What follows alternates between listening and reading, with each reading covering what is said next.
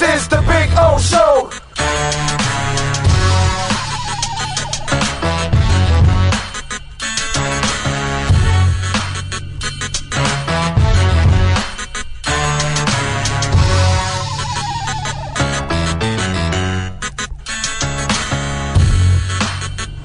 This is the Big O Show.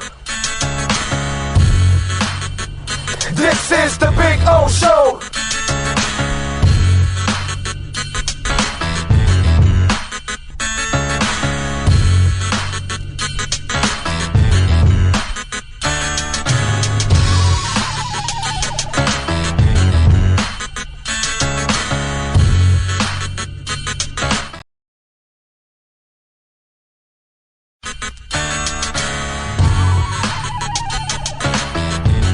So here's the putting green. See? There you go. Got two flags. One is over there where Cutter's Edge Pro. It's not coming out now. Come on. Come on, wind. Give me a little wind. No, unfortunately. But there you go. And this one says Big O here. There you go. So there's my putting green. About, I would say about 25 feet, something like that. I get to practice, have a little fun. See? And then, of course, we got, the bunkers. Got to have the bunkers, man. Got all kinds of bunkers there. You know what I'm saying? So that's a taste of our backyard. There's Maiden right there. Maiden. Bono, how you doing, Bono? Bono. He's a Carolina dog, by the way. These dogs are amazing. Their temperaments are awesome. But there is the Sylvester Palm, which is just beautiful. All right, call my guys, Will and Mike at Cutter's Edge Pro. They will take care of you. Dogs are not included, okay? Can't include the dogs. Those are mine. But the exceptional work, oh, baby. Oh, baby. Yes. Make your home an oasis. CuttersEdgePro.com. Go to their Instagram page, by the way, so you can see a lot of the before and after work that they do. And it is exceptional, baby. This thing's been on here for about 9 months. No grass growing through it or anything like that. Right, Bono? Huh? Bono!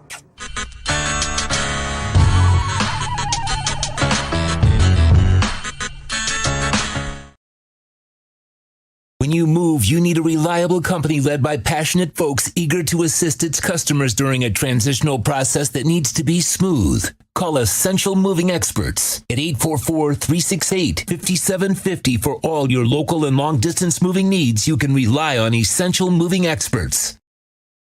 Mention the Big O Radio Show and get $150 off. Family owned and operated. They offer free 30-day storage, full service moving, fully licensed, bonded, and insured. Moving was never so easy. EssentialMovingExperts.com. For over 16 years, EJDConstruction.com has provided South Florida residents quality craftsmanship, accurate project management, and exceptional service. That's why EJDConstruction.com is an A-rated member of Angie's List and the Better Business Bureau. When you're looking for the right custom home builder for additions or home remodeling, please call my friend Eric at 305-433-4843. That's 305-433-4843 for EJDConstruction.com. Oh, I think I know what this is. Houston, we have a package. Hello? No matter where you are, the Sloman Shield Home Security System guards your home. With next-gen perimeter protection, 24/7 monitoring, and interior motion sensing. And right now, get a free Sloman Shield security system and doorbell camera, all professionally installed, for free. Shield your world, the Sloman Shield. With more than 62 years of litigation experience handling insurance disputes, Welton Rayum is committed to resolving even the toughest insurance claims quickly. At Welton Rayum, they don't get paid unless you win. They handle complex personal injury claims caused by the fault of another in both state and federal courts. They handle auto, trucking, motorcycle, slip and fall, and bicycle accidents.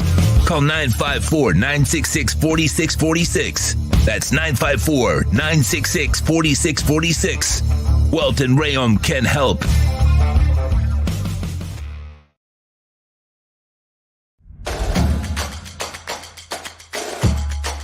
Welcome to Caneswear. New store, new items, same great experience. Family owned and operated since 2010, Caneswear has the latest merchandise from the Miami Hurricanes, Miami Dolphins, Florida Panthers, Inter Miami CF, and more. Come visit us at our store in Davie on University Drive, just south of 595, or online at caneswear.com. Caneswear, the spot Miami fans shop.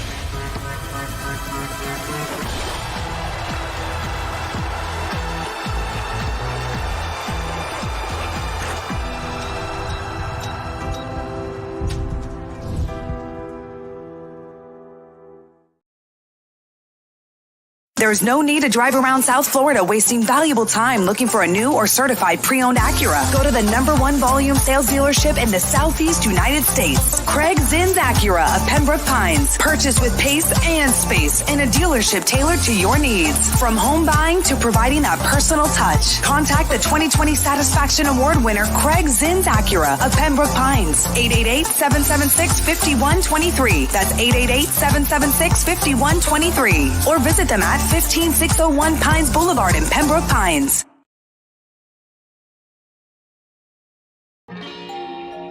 Oh, great. You have a doorbell camera. Now you have a front row seat to your house getting robbed. They're breaking into my house! Ooh, there goes the TV. I'm sure it'll turn up at the pawn shop. No, not the TV! Just because you can see them, that doesn't mean you can stop them. With Slogans, you get 24-hour monitoring, a free home security system, and professional installation. Plus, free doorbell camera, one that'll actually work for you. Get out of my house! Get out of the house! Call 1-800-ALARM-ME.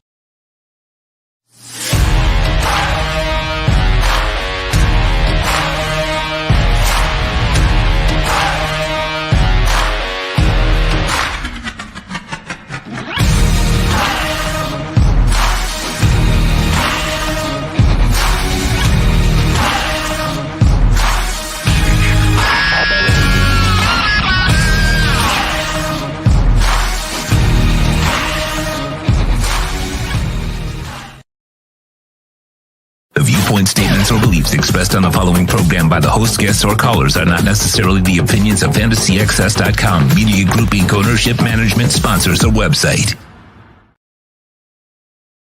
When it comes to South Florida sports teams, very few in the media have witnessed, lived, and covered it like the Big O.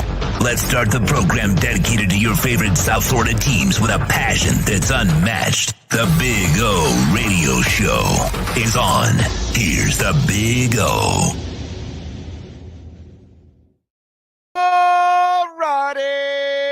Good morning, boys and girls, or good afternoon, or good evening, wherever you are in the world, whenever you are listening to the show.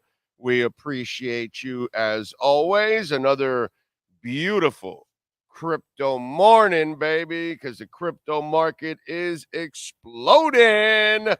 Love it. Immutable X over $1 now at this point. Boy, we were telling you about Immutable X when it was down to 44 cents, and it's over $1 right now. Jasmy went over half a penny. Yeah, baby. It's a beautiful thing. Ethereum went over 2,100. It's just under the 2,100 mark right now. And maybe, just maybe, we get a little Bitcoin run to 38 today. I know it's right at 37. It got to 37 like 8 yesterday. And we'll see where it's at right now. I tweeted out to see. I put out a poll. It's at 37,000 right now. But you know, the trolls and the haters always picked like the most negative option out of all of them. They're always wrong, but I put, will Bitcoin hit 38K in the next 72 hours? And one is hell yes. Two is it will consolidate at 37. And three is headed back down to 35. So all of the trolls, went to back down to 35, 40%. But pretty interesting, it's tied with hell yes at 40%. Consolidating at 37 only got 27%. So funny as hell there. But I always love how the negative folks or the trolls who are constantly wrong, By the way, what happened to all the crypto tough guys? What happened to all you guys that Bitcoin is a scam and that it's not real and all that stuff? And here we are at 37,000 again and headed up in the entire crypto market. Saying, because, during the bear market for 2 years, I saw the smart ass comments on the chat board. I mean, where are all you cowards? It's amazing. They're gone on social media, all the cowards. And they're gone here on the well, they might be watching, but they don't want to comment anymore. Like they especially don't want to comment like, I was making fun of you, busting your chops, all that, but you were right and I was definitely wrong on that. I know I'm not going to get those. That would be too big of you to actually, check in and admit that you were incredibly wrong and that you really didn't understand what the hell is actually going on in our world. But anyway, it is a good day as Ethereum is up, Bitcoin is up, IMX is up, Jasmy is up, Star Atlas is up. A couple of my long shots that I gave you guys. I gave you Jasmy and I gave you Star Atlas, okay? And those things are under a penny. So those things are the kind of investments that can really explode. Let's see what happens with one of those or both. If I hit on both, that's going to be nasty. Because that's, make two deep picks like that, like I did with Injective Protocol. Now everybody knows about Injective Protocol. But nobody was talking about Injective Protocol 2 years ago when I was telling them, hey, listen, it's $1.43. Take it right now. It's like $17 now, so follow it, baby, because we do here. Manolo Rivera is number one. He says, hola, mi gente, and good morning, everybody. Jamie Zoria out in San Jose. Happy Veterans Day. Many thanks to all our men and women who have served and their families. We appreciate their sacrifices to keep us safe. Yes, sir. And thank you, Sean, for serving. And thank you to my dad, rest in peace, who also served. Let's see what else. And he says to smash the like button. Always smash that like button. Tim Eason is up. Rosendo is up. Wishing those of you who served our great nation a very happy and blessed Veterans Day. And thank you for your service. Boss B in, Drago in, Gus 1388, Brian Landis, Brian Walters, Kyle Cockrell is in. I know about Caspa, and I know, but I don't have any. I'm not rich, man. So I wish I was rich because I could get really rich here. Because from what I know, if I actually had like real money, yeah. But I've heard of Caspa. I'm not in it, but I've heard of Caspa, and I know a lot of people like Caspa. It's one of those.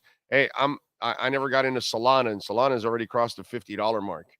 And because Solana has had so many issues, and so many network issues. It's gone down so much. It was one of those that kind of scared me, even though it had all the potential in the world. And it went all the way down to $10, and it's now up to 50. So it's already 5 times. And it's going to go even higher, way higher now. Scotty, hey, Thaler.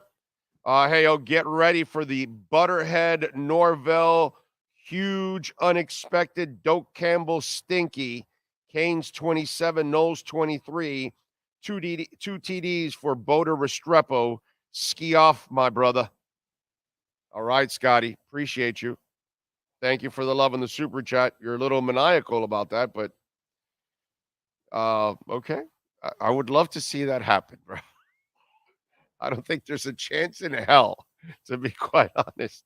You know what I mean? If we had the coaching staff, then maybe I would tell you we got a shot.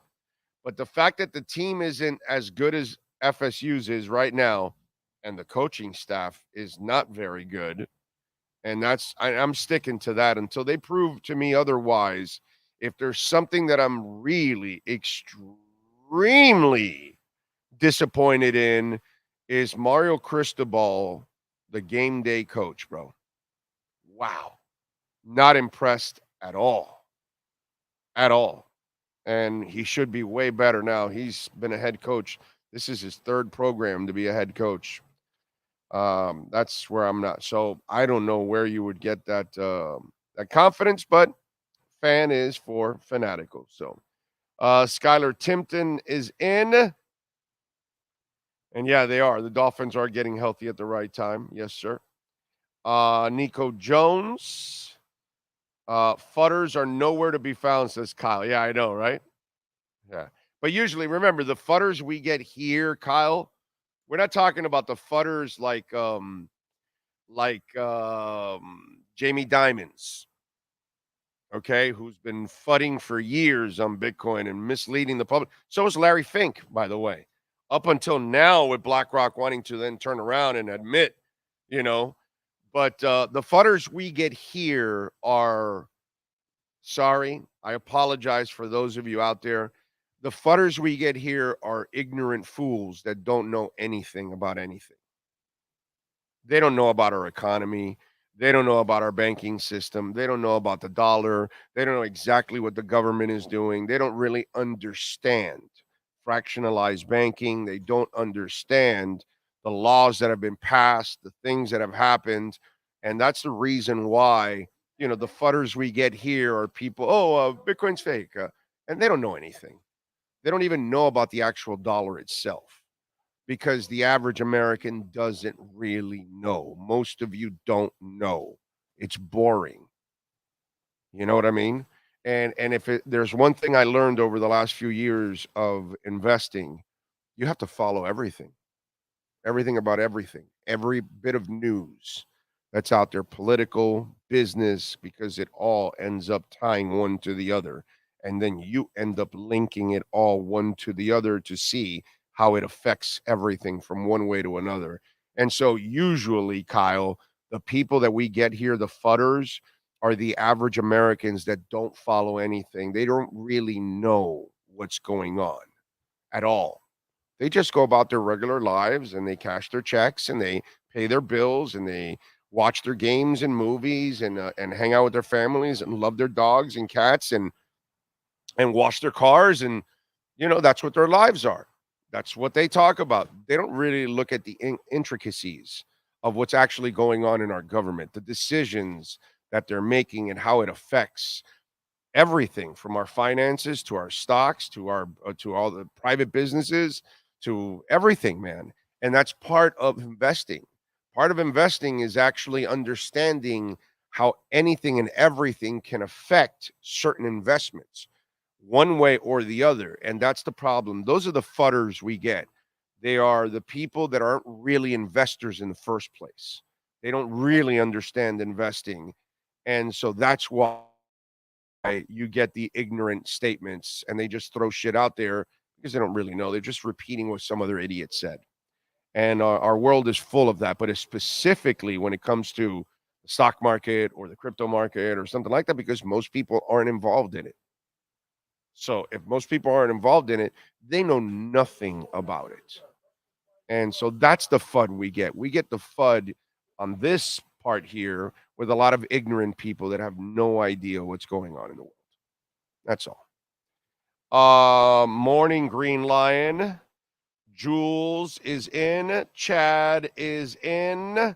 Ray Sosa will be doing a post-game show after the massacre of the Hurricanes game. Yeah, I will be doing it. Because tonight I'm going to a concert. I'm going to the Fix tonight.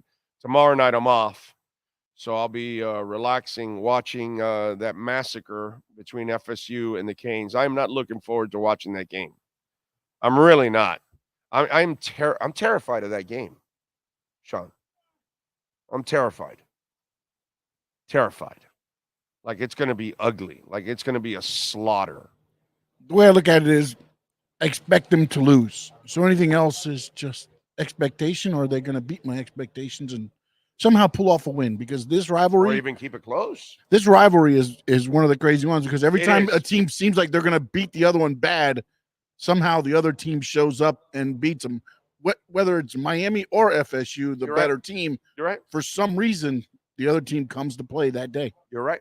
You're 1,000% right. It's happened a whole bunch of times. I'm at a point now where I don't trust Mario Cristobal anymore on game day. And that's the sad part. You know what I mean? As a coach, I don't think he's very good. And until proven otherwise, he's going to have to do a lot to get my confidence back in him as a coach.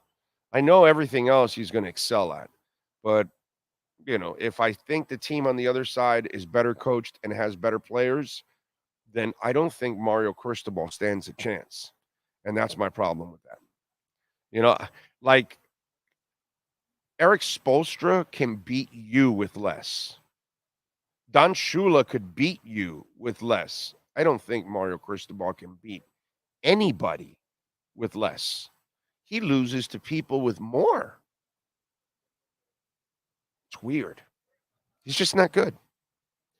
Adam Pinkster is in the house out in Indy. He says, I'm still hurting from the Dolphins and the Gators losing last weekend. For me, it's about young coaches. Billy Napier and Mike McDaniel not learning from their mistakes. Yeah. Caspa solves the trilemma.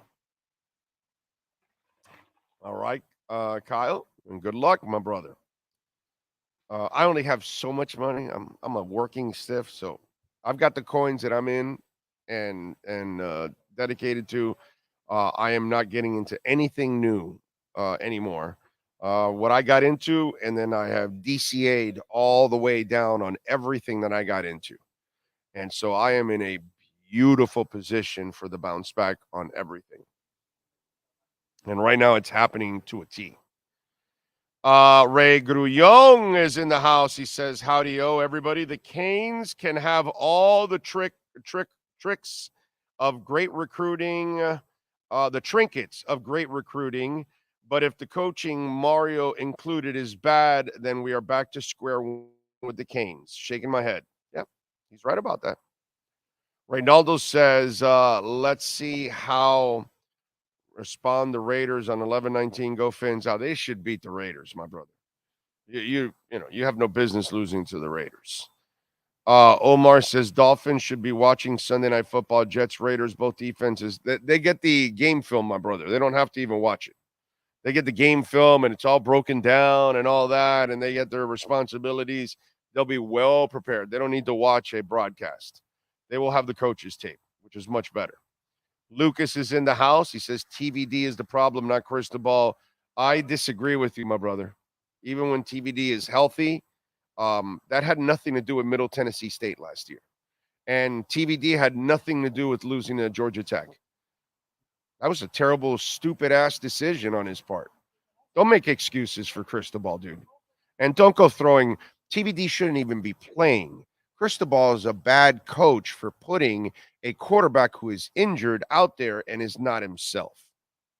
That's what I was going to say. Who's making the decision to play? Yeah, please. TVD. Lucas made an absolutely asinine comment on the chat board.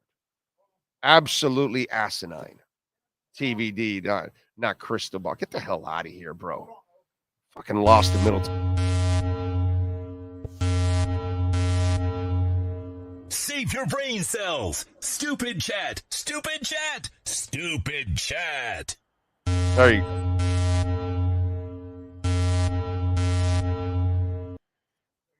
Yeah. Somebody's asking about my Van Halen. Yeah, it's a concert shirt, sir. And it's a play off the original one. Yes, sir? I can't believe somebody's asking you if it's a concert shirt. Like, do you own anything other than concert shirts? Not really. Jerseys? Yeah, a couple jerseys. Yeah. When you go to my funeral, I will be in a concert shirt. There's no doubt about it. Okay. Let's see. Christian, all right. Lucas says Fletcher and Allen, two-headed monster. Yes, they are. I love that. That you got that right, Lucas. Your excuse on Cristobal, that shit don't fly here. But you got right on the running backs. Jay Gelfin, good morning, everybody. Was driving from Hollywood to Doral. When the show started, I started listening. Remember to smash the like button and ring the subscriber bell. Let it play. There we go. Thank you, Jay. TVD's injured, my brother. You can tell he's injured. And he also struggles to read coverages. David Pridham says, let's get McDaniel to agree that if we win the coin toss versus KC, Bills, Philly, or Cincy, that they take the effing ball first instead of deferring. I want them to make better decisions in the game, my brother. When you're gouging the hell out of them with the run, keep running. That's what I want you to do. Okay? That's what I want you to do. Do that for me, please. That would be better. Okay? Let me tell you a little bit about EJD Construction, folks. We love talking about Eric and the great people at EJD Construction. Now, this is Dade and Broward counties only. All right. And I want you to go to the Instagram page at EJD Construction so you can see a lot of the work. And I'm talking about custom home construction, major home remodeling. They are fully insured, liability and workers' comp. It's someone you can trust. I've seen it firsthand. Eric and his company have done several jobs for us. Sean has seen it firsthand in a studio that they help build with us. All kinds of stuff, man. Listen, whatever you need. We've had listeners that have built stadium seating and theater seating in their home and an observation deck, an Airbnb on their property, all kinds of stuff. Full contractor's license. Call them 305-433-4843 for ejdconstruction.com. Right. You know what? Let's get to our 3A Graphics sports calendar. Alan Blanco and folks, our merch is just right around the corner, baby. Johnny's finishing up all the designs. He sent me some the last couple of days, which just look absolutely phenomenal. So looking forward to putting out the new merch for the show and stuff you guys can purchase and support our program in a big time way. Hats, shirts, all kinds of stuff. And we'll have some crypto related type of merch too at the same time because you got to have that, man. On this show, come on. 3A Graphics, they are at 980 West 22nd Street in Hialeah. If you need anything for your company, from t-shirts or uniforms or hats or pens, calendars, stickers, magnets, whatever it is you want to do, 3A Graphics can get it done for you. 786-618-1443. Save that number on your cell phone and call Alan Blanco, 786-618-1443. Custom printing and embroidery tonight, 707. It is Carolina Hurricanes taking on the Florida Panthers, and that'll be at Amerant Bank Arena. Carolina's favored by 1.5 on the road here. How about that? The over and under 6.5 goals. Carolina minus 130 on the money line, and the Panthers 110. Should be one hell of a game. I'll watch it when I get back from the concert. Saturday, the Heat will host the Sixers. They're favored by 1.5 in that game. Saturday, will visit FSU. Ouch. FSU favored by 14. The over and under is 51. is plus 455 on the money line, and FSU is minus 625 on the money line. I would use multiple QBs in this one. Bears defeat the Panthers last night. Really exciting game. 16-13. God, I couldn't watch it. I had to take it off. I could not watch it. That's your 3A Graphics sports calendar. My God, that was a terrible game. Holy shit. What the hell is the NFL doing to us? They gave us Carolina and the Panthers last night. Sunday, they're giving us the Jets and the Raiders. And Monday, Denver and Buffalo. Find something to do. Jesus Christ. That's what you're giving us? Man, you people. Yes, I'm going to the Fix tonight, Julio. I'll be there, my brother. I will be at Culture Room. That's where we're going. Well, my favorite little concert hall in South Florida. I love the Culture Room. That is one of my favorites. So yes, I will be there, Julio. So if you see my ugly ass there, tap me on the shoulder, say hi. Would love to meet you, my brother. Okay? Always love meeting the people that make this show go round and support the amazing sponsors like Craig Zinn's Acura Pembroke Pines. Come on out here and buy or lease a vehicle and tell them that Big O sent you, man. Please, when you do that, they got an amazing, a huge selection right now. They are overloaded on the lot, and they've got a ton of certified pre-owned vehicles too. So a lot to select from. So please visit the amazing sponsors that support our program and make this thing go around and allow us to be on every single day doing our thing. Anthony Chang will stop by at 10:30. At 11 o'clock, Cameron Wolf. We will unleash the Wolf Pack at 11:30. The one and only Safedine also will stop by. So we'll have some fun with that. I like it. I like it. I like it. All right. And remember, you can make a donation through Cash App or Venmo at Cash Big O Show. That is Cash Big O Show, Cash App or Venmo. Bitcoin up slightly, up to 37,100 now. So it's just under. So where are all the negative people on Bitcoin? Where are you people that it's a fraud and it's not real? Man, I miss you all out there. Miss you all looking really stupid and ignorant on a consistent basis. Man, tell you, Jasmine is up 18%. Immutable X up 16%. We told you about Illuvium all the way down when it was at $38, $40. It's at $93. You are over 100% right now. That's amazing, dude. Let's see. What else do we have here? Ray Sosa says, all the struggles TVD has had, such not being able to read defenses and being a first read QB, are the same weaknesses people claiming Tua had. What happened to those people?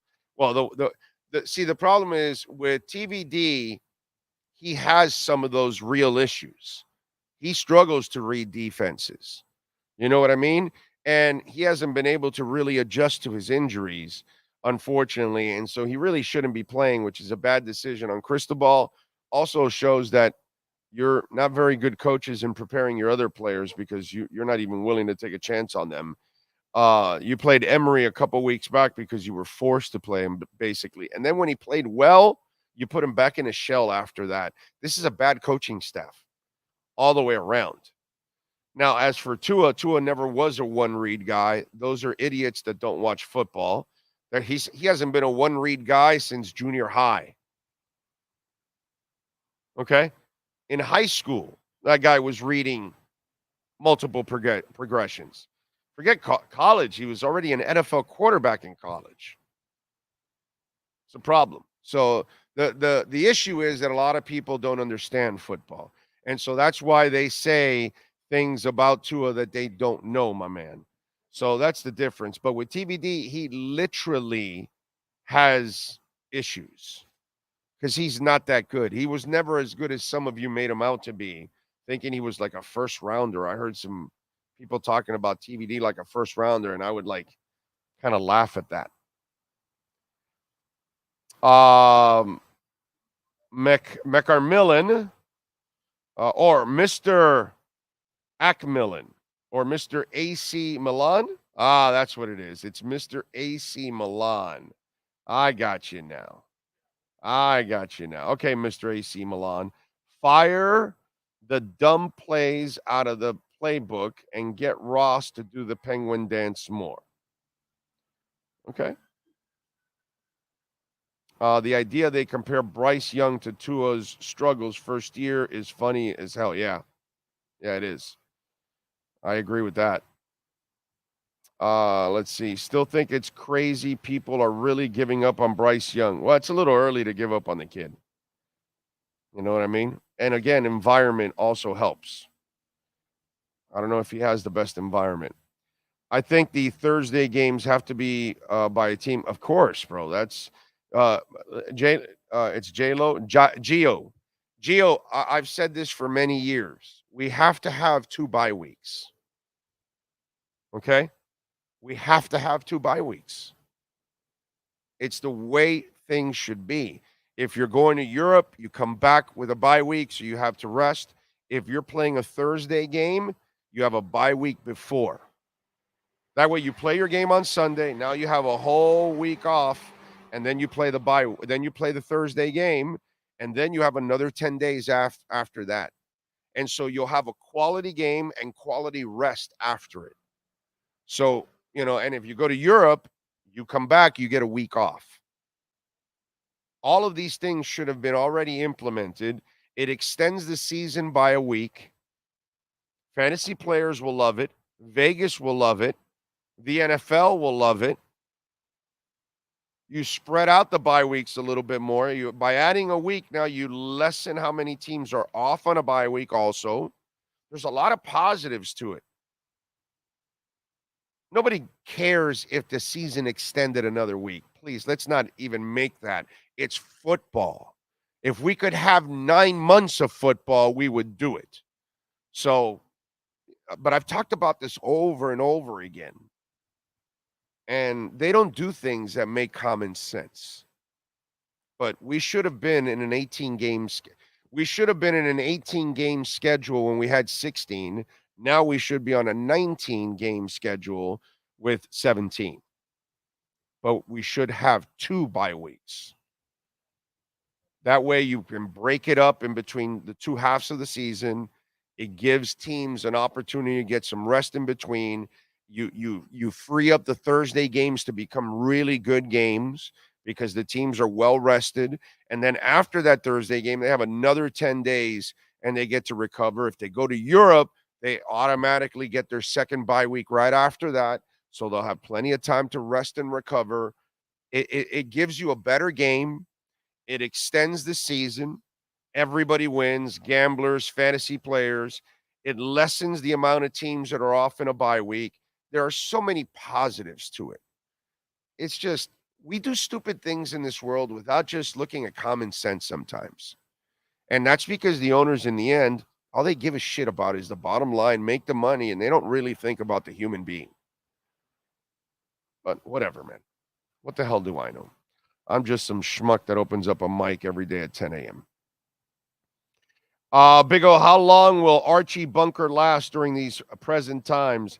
That show is hilarious in Fantasy Island. The plane. Campos really goes back into time. All the time. Yeah, Archie Bunker, Red Fox. What?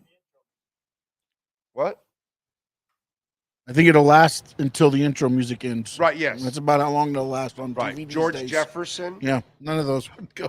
None of those people will last 5 minutes in today's world. No. Don Rickles Canceled. would be so canceled. It's not even funny.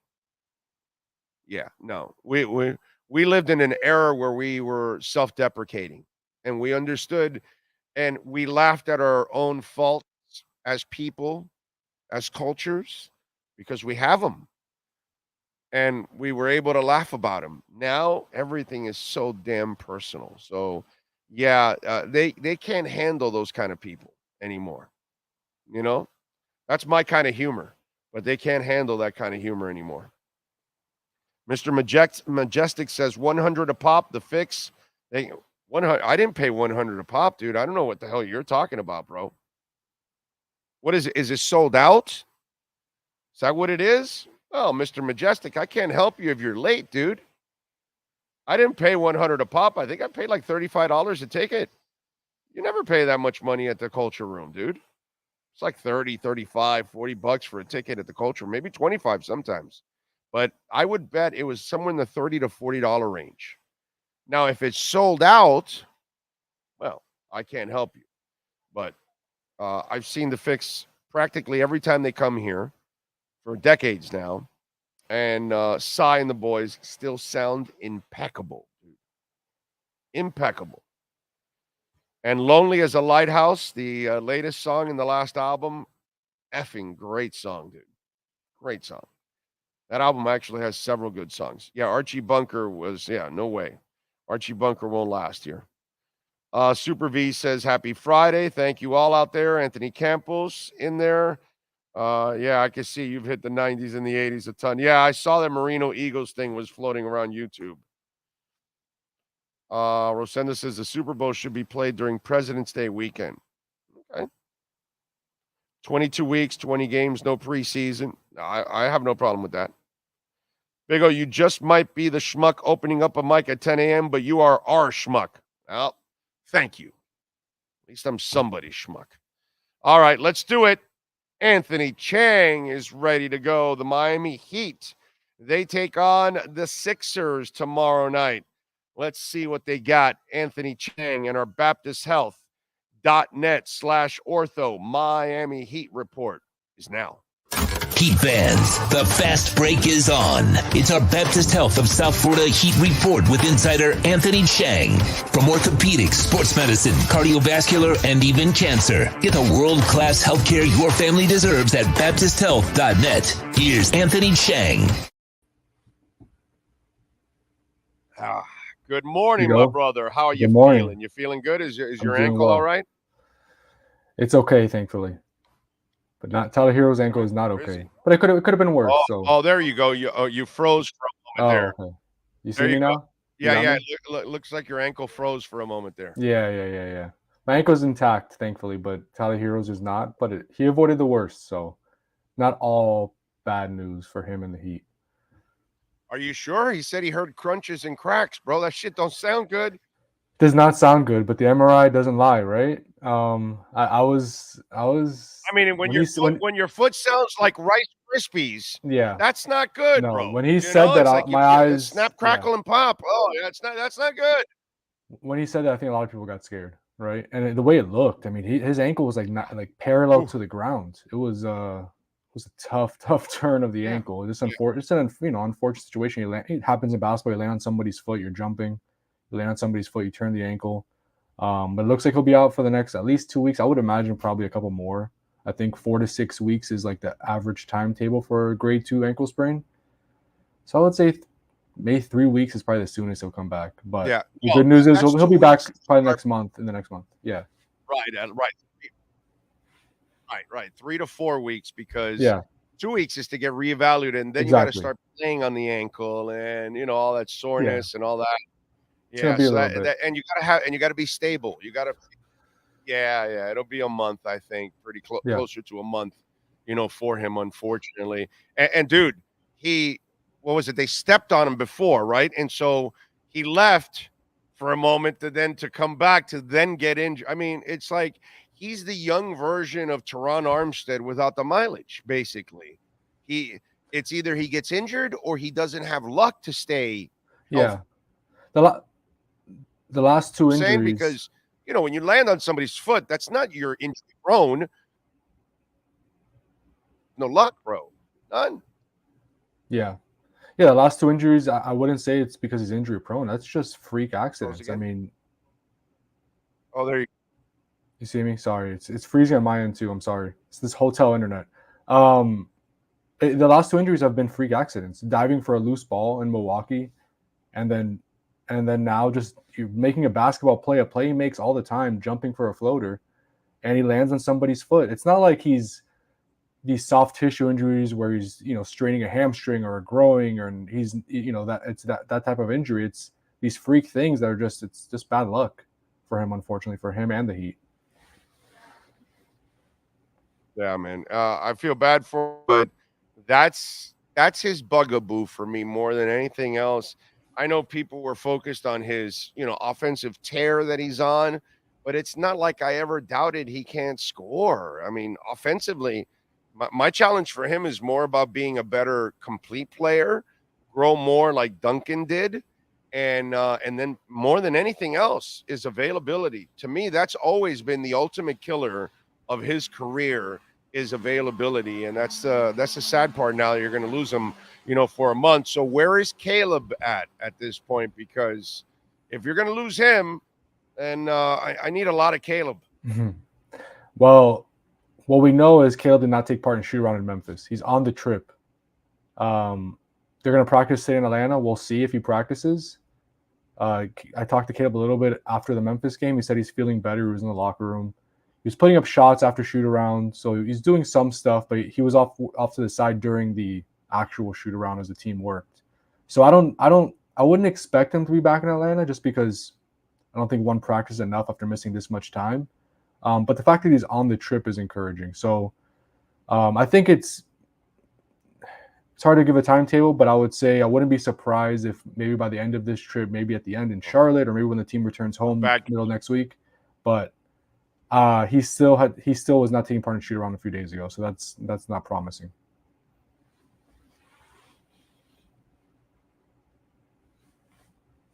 Yeah, it's by the way, it's a bad connection. So then I would imagine that if I know he's young, but Spo will do it if you're mature enough, and it seems to me like he's mature enough. So are we going to see more minutes from Jaime Jaquez? I think so. I don't think Jaime will start because you're going to need shooting in there in Tyler Hero's spot, and that's where Duncan probably comes in. I think Duncan probably starts just like he did in the second half in Memphis. You just need the spacing around Bam and Jimmy. And Jaime, he's been very good, but the one thing he hasn't been good at is making threes. He made the big one in Memphis, but I think he's shooting like 25% on threes for the season. So that to me doesn't fit around Bam and Jimmy. But I would expect Jaime to play, especially if Caleb is still out, Jaime to play a bigger role off the bench in more minutes. Yeah, and by the way, that allows him to also get in a shooting groove. It's not like I don't think we have a large sample size of his three-point shooting. Right. I think you have to give him more time and more minutes and more shots so he can kind of get in that groove and build the confidence up too. It's not like he can't do it. He can do it. Obviously, you needed him in the clutch, and he came through in the clutch. So, yeah. So the sumbitch has it in him, bro. You just look at him. I mean, you see it. It just there is no fear in that kid. So if you're not going to give me Caleb, and if he's not ready physically yet, then who are we going to? And I would imagine that Jaquez is the next guy outside of, obviously, Duncan. And by the way, kudos to Duncan again, man. I am just really proud of him, the way he's made himself a better player. Yeah. Man. It's so cool to watch. Really. Yeah, and you can't expect Duncan to do what Tyler did. Obviously, Tyler is a unique offensive player on this team. He's, like you said, probably the best pure scorer on the roster. But Duncan gives you the floor spacing. He now can create off the dribble. He's done that repeatedly now the first few weeks of the season. He's creating off the dribble. So he gives you some of what Tyler Hero gave you. But to me, he's the cleanest fit to replace Tyler in a starting lineup. And he started many times before. He was a full-time starter a few years ago. So I think I would be surprised if it's not Duncan starting in Tyler's spot tomorrow in Atlanta. Okay. Is this a Marriott, by the way? It is. It is. I don't know why it's so bad. Wow. My internet's been fine. Yeah. Normally they have pretty good Wi-Fi. Yeah, I know. This is the first time. I apologize. It's terrible. I'm sorry. Well, well, you weren't doing video. That's the thing. Doing video is a lot different than surfing on the web for, whatever you're doing there and in the hotel room. You know what I'm saying? So it's you go to the ESPN page, and then doing video is a whole different monster. So it has to be a little heavier. What's your prediction for tomorrow against the Sixers? It's Atlanta, the Hawks. I'm in Atlanta. I mean the Hawks. Sorry. Yeah. I mean, look, the Heat should beat the Hawks, right? But if the Heat are bad on offense again, they're fifth worst offense in the league right now this season. The Hawks have been decent this year. I think they won last night again. They're 6-2 or 5-2. 41 points on the road. Right?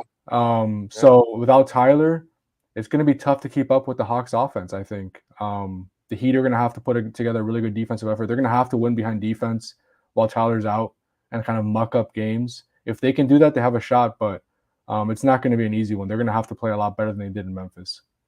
Yeah, and you don't have Caleb to You don't have help Caleb, stop yeah. Trey. Yeah. Yeah, so that's not good either.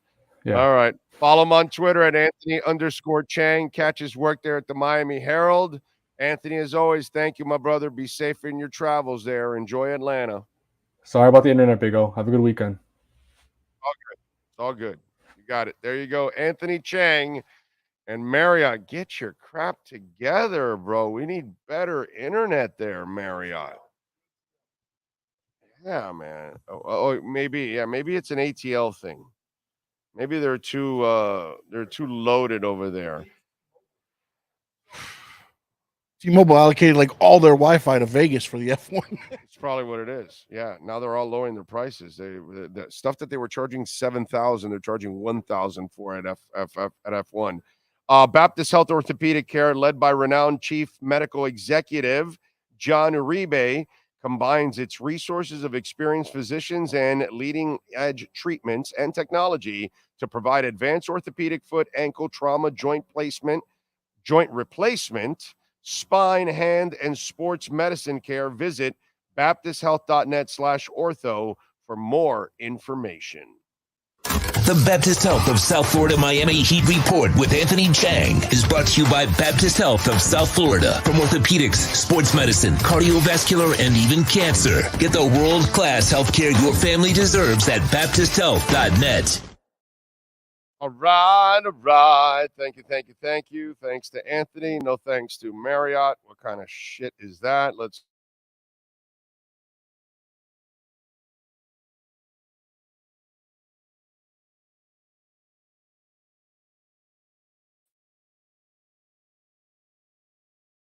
of a penny.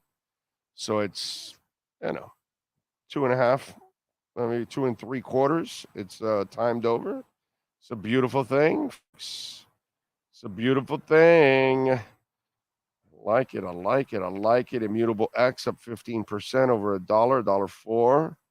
Jasmine is at 54,000 or half a penny. It's a little over 20%. Illuvium is up 11%. Telling you, man, life is good. All right. Andrew Dice Clay would be a perfect fit. Never thought he was funny, but I would pay to see the faces on today's soft asses. Can't tell women from men's generations. Yeah, no, Andrew Dice Clay would also not fly in today's world either. It's things have changed, dude. Things have changed like drastically. And a lot of people that used to get away with a lot of stuff, they can't get away with that stuff anymore. That's for sure, man. That's for sure.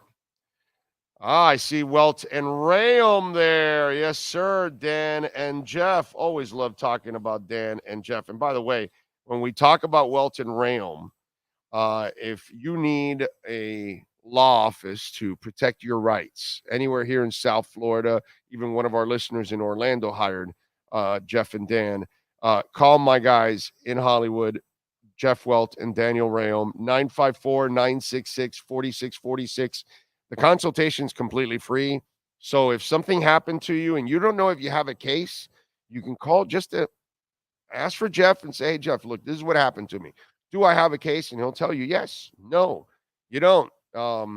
The statute of limitations expired or whatever. He'll give you the reason why you have a case or why you don't have a case. And it's completely free to have that conversation, which, it's an important conversation because maybe you get what you deserve instead of getting screwed and railroaded and you're not happy with it.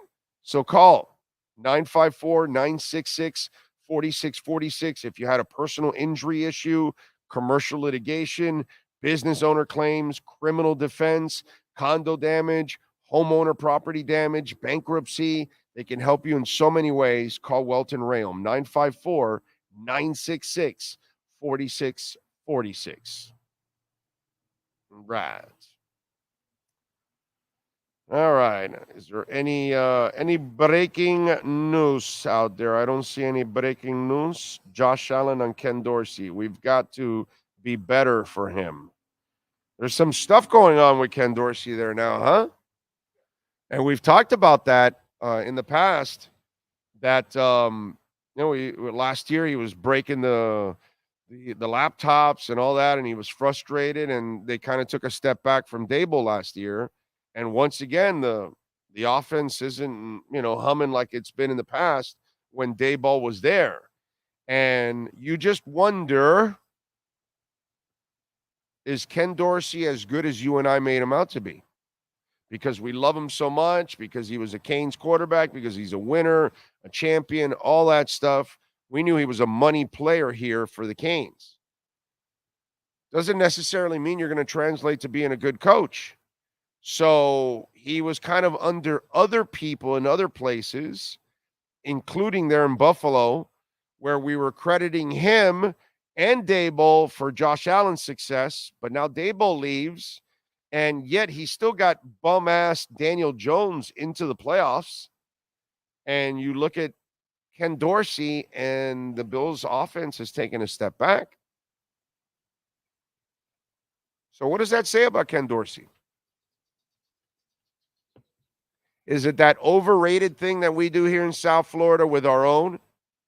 That sometimes we make them out to be better than what they are?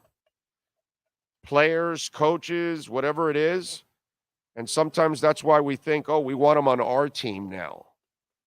Because, hey, he's a Miami guy. Like, that the Teddy Bridgewater silliness that some of you idiots had out there. And sorry to call you idiots, but, when you're telling me Teddy Bridgewater is going to take to his job, I have to laugh at you. Like, you don't know what the hell you're talking about. Like I can tell you really don't watch quarterbacks or understand the position, but, stuff like that. We do that all the time. Dalvin Cook, remember, he was going to put you over the top and take you to the Super Bowl. We had fans and media members thinking that Dalvin Cook was the answer to the offense. Think about how stupid that is. Making Dalvin Cook out to be like he was Barry Sanders or something like that. They made him out to be like this generational back, like he's Gale Sayers. Derrick Henry or something. Some absolute freak when he's just a good back. Definitely a good back, but not generational, not franchise or anything like that. And certainly not the reason why the Dolphins are going to go to the Super Bowl. That's just stupid. We have a back that got injured, but he was averaging 11 yards a carry. I don't think Dalvin Cook can do that in his dreams. In fact, I don't think Dalvin Cook could average 11 and a half yards a carry in 2 complete seasons and add his per yards per carry back to back, and it still won't come close to 11 yards.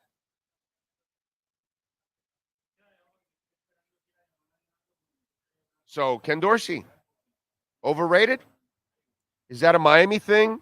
Did we do it again? We did it again. We overrated him. I need a snake and a sexy body and knives, because she does it with knives now.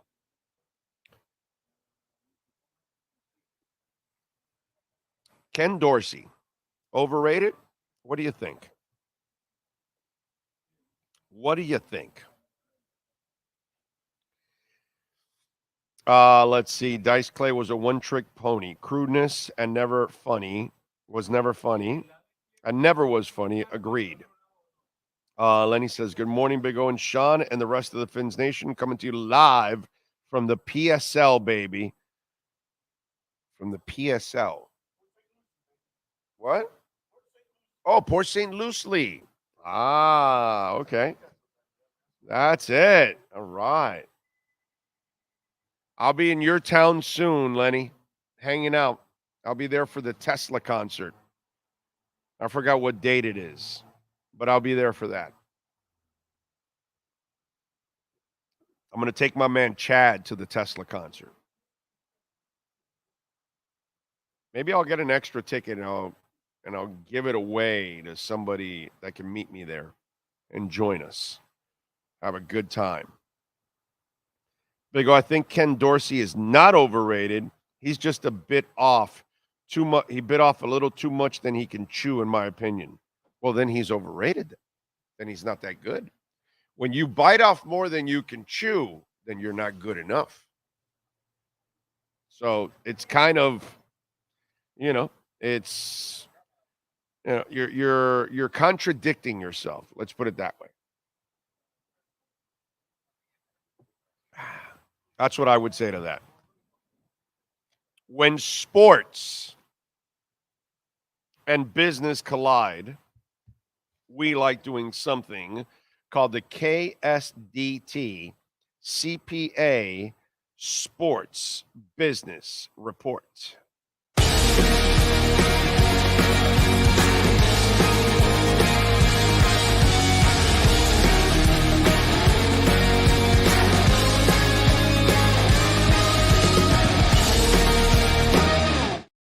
Very, very cool news going on because the NFL made a decision that they should have made a long time ago, but in a way they've kind of been forced to make the decision now, and it's good for a lot of reasons.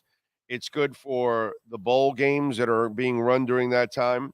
It's good for the fans that attend those bowl games or watch them on television. It's great for the media that covers them. The NFL is going to allow draft-eligible juniors to play in the postseason all-star games. So that's pretty cool now. All 32 teams announcing that college juniors who have declared for the April draft will be eligible for the Reese's Senior Bowl, the East-West Shrine Game, and the HBCU Legacy Bowl. However, the bowls are still invite only, and the rules change only applies to the three aforementioned games. The new memo makes it possible for highly touted junior draft prospects such as Caleb Williams, and a minute, hold on a second. Now, here we go. Caleb Williams, UGA's Brock Bowers, as well as other talented prospects to have the opportunity to play in the postseason all-star games and get exposure that can lead them to getting a shot in the league. Now, last year, 69 underclassmen reported for the draft. Now, here's the catch to all of this. This is happening because you're now getting less people to play in some of these bowl games because some of the better players are saying, I don't need to do that and risk injury, or my draft status is pretty much solid. Why do I need to go out there? All I can do is ruin it by going to one of these bowl games and all that. So they were losing players in that sense. Now what you do is you gain, even though not all the juniors. Do you think Caleb Williams is really going to go to? Exactly. Right away, you thought about that, right? When they mentioned Caleb Williams, like, bro, are you kidding me? You think that guy is already the number one pick. Why would he go? Why? Makes no sense. And then also now, too, if you're good enough for, say, Caleb Williams and things like that, with the NIL, you're making more money than a rookie. So he makes more money than a rookie, actually. So if I don't know if he's number one pick. If he's number one pick, does he make more still? Yeah. Oh, he's still making more. Okay. Yep. He'll have enough NIL money that he'll make more than a first-round pick makes. And next year he can come back if he wants to. But a guy like that is not going to go to that. Now, there'll be other juniors that have declared, and they need to improve their stock because they had some off-the-field issues. They had some struggles, but they're not good academically. They don't feel like dealing with another year of school, so they're going to declare. And then those kind of guys, they're going to go to those bowl games to try to shine and solidify their draft status. So the good thing about it, like I said, for the fans, for the media, for the bowl games, they're going to have more people now. There'll be some juniors that still won't play, but there'll be some juniors that will. And that'll make up for the seniors that are backing out of it because they don't need to go. And I like that. That's pretty good. Very happy for the people that run some of these bowl games. I know all the people that run the Senior Bowl in the East-West. The HBCU one, that one, I have never been to that one, actually. I'd like to go to that one. That'd be pretty cool. Yeah, I think that's a great option for all of us as fans. And especially for those of you that like to go and meet these stars. I tell you all the time, football fans, one of the best experiences is going to Mobile for a week and you go and take part in the events and players are out there and they're constantly signing and taking selfies and you get to, you could go with your son or daughter and they, if they're football fans, they get to meet these young stars before they become real stars. And that's really, really cool, man. You haven't been to Mobile yet with me, have you? Maybe I drag your ass this year to Mobile. We'll drive instead. I like driving to Mobile, actually. Not going to Dairy Queen. No Dairy Queen, but we will be going to Whataburger. I can guarantee you that we will have a Whataburger. Well, actually, the stop in Tallahassee is like a law on the way to Mobile. And guess what we eat there? Whataburger. Because that's what we do. That's how we roll. Big O, if you were a college football player and you got an NIL deal that pays more than a rookie contract, would you go pro or call it a career and enjoy life? First of all, that money will not last you a career anymore. Remember I told you the other day that like Kanye West has more of a simple life now and he's pared down his life and I said, yeah, you got to do that or you'll go broke. And then I had these misinformed people come after me like, oh, he's a billionaire and he owns half of Skims and he's no longer a billionaire and he doesn't own half of Skims and he used to be worth 1.8 billion. Now he's worth 400 million. And, you say 400 million is a lot of money, right? But what I was saying is he can no longer have multiple houses and fly on private planes all the time. You will run out of money, even 400 million. Because if you go and have 3-4 houses, big houses, those people don't have little houses. Okay. They have pretty sizable houses to maintain those houses, the taxes, all of that stuff. And then the women and the outgoing, and then you're flying on planes. 400 million won't last you. So if you think some kid making $7 million on NIL, where he has to then pay the government 30 to 40% of that money, and if you think that that's going to last you for a lifetime, brother, you must be living in a tent and doing nothing. But you better be careful because you'll easily run out of money if you think you could just hang. $1 million doesn't go where it used to go anymore. You'll run out of that shit quickly, bro. Quickly. So Caleb Williams has to take whatever NIL deal and hang out and then go to the NFL and make more money. And then maybe he can retire, 4, 5, 6 years into the league that he's made a couple $100 million. And then he can retire and, enjoy life. But that's why these guys go broke. Because even when the money's no longer going in, they're still living that lavish lifestyle. And then that's just draining their bank accounts. I mean, you all know how expensive it is just to keep our heads above water every month. I know that's what me and Sean do every month. We're just keeping our heads above water. And to think that a couple million, it doesn't go as far anymore. And you better live an incredibly frugal life if you want it to last long. But if you think you could just splurge and go, you'll run out of money in a heartbeat. So, Big O Herbert played better in his NFL rookie season than his senior college season. Now TVD has regressed. Let's not, bro. This guy went to the AFC Championship game. He carried a terrible Colts team to a AFC Championship game. He went deeper and deeper into the playoffs. There's nothing about TVD that I would ever insult Andrew Luck by putting him in the same sentence with him. Andrew Luck on one foot with missing an arm is better than TVD 100 times over. It's not even close.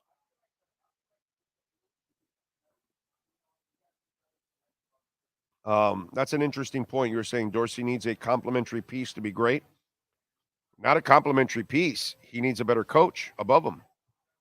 I'm not saying no complimentary piece. I'm saying Dorsey is not good enough to get the best out of people. That's it. Not a very good coach, apparently. That's all I can see. 2 straight years of, uneven play with that offense since Daboll left. Has nothing to do with it. He's got the same people. He's just not as good. And the quarterback's not as good. So he's not a very good coach. Has nothing to do with talent. Has to do with results. And Daboll was a better coach of Josh Allen than Ken Dorsey was. That's all. What I'm saying is Brian Daboll is better at handling the offense and a quarterback than Ken Dorsey is, apparently. Got hit up, Buc-ee's, and Sean, if you haven't, what's Buc-ee's? What happened? That is. What am I missing? That is it's a store, but they have this wall of jerky, and they have it's like this super mart of just jerky, epic proportions. It's not just jerky; they got everything. Okay. They got sandwiches. They got you can go in there, and it's just it's an experience. Oh, it's an experience. But is it a store, a deli? Is it a gas station? Yes.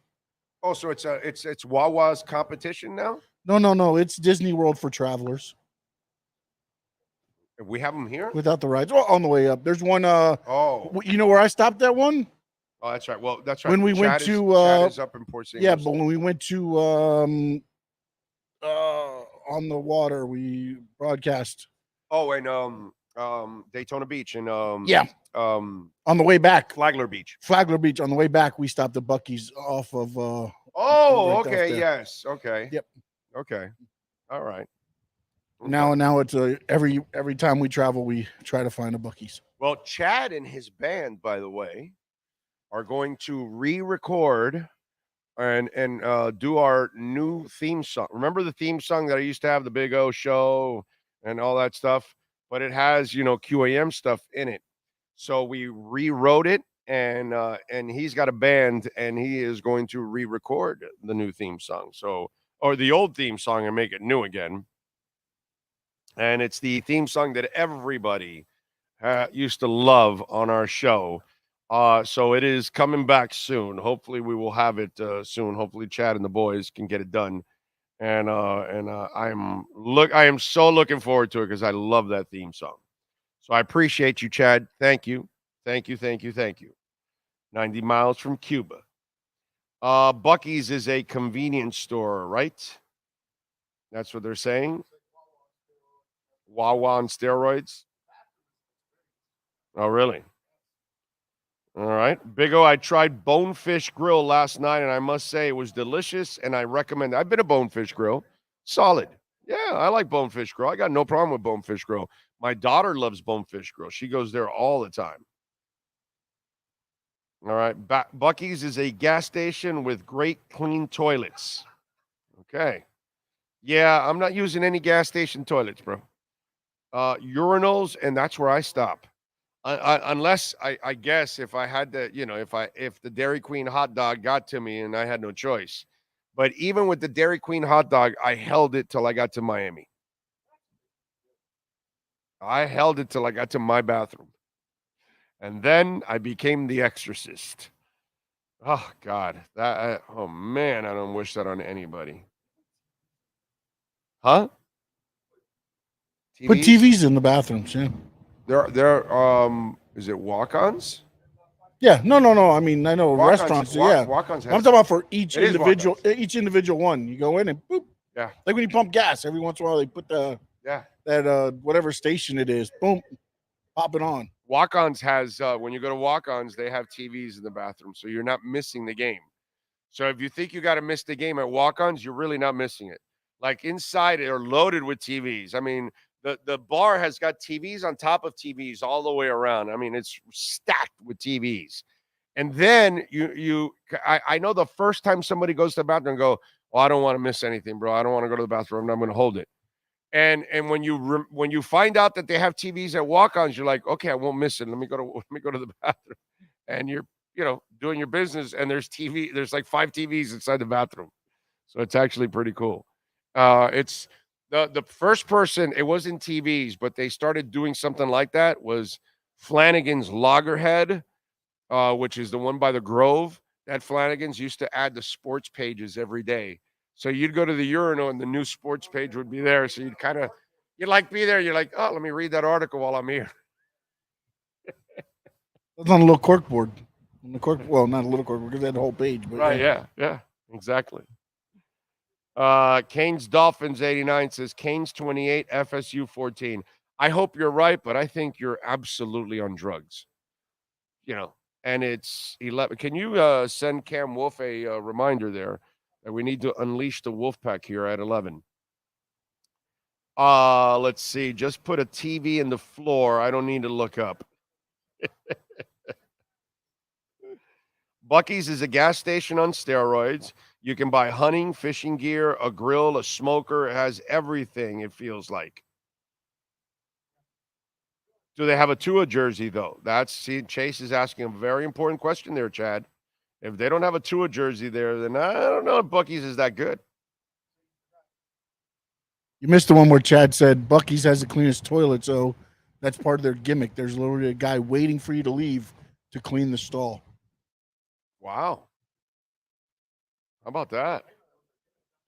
Didn't know that was a gimmick either. D Papa's was decent. Yeah, man. D Papa's is good. Did you have the bruschetta? Oh, God. I love having the bruschetta D Papa's. I always order the bruschetta, and then the pizza is so good. That crust. Oh, man. And the sauce isn't like this heavy like sauce. D Papa's does a really good job, dude. Really like it. Really like it.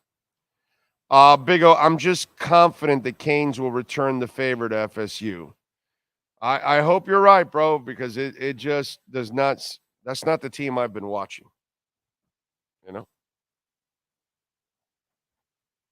Anyway. He said 1 minute. All right, let's take a break. 1 minute. We'll take a 1-minute break. Cameron Wolf, we will unleash the wolf pack when we come back right here.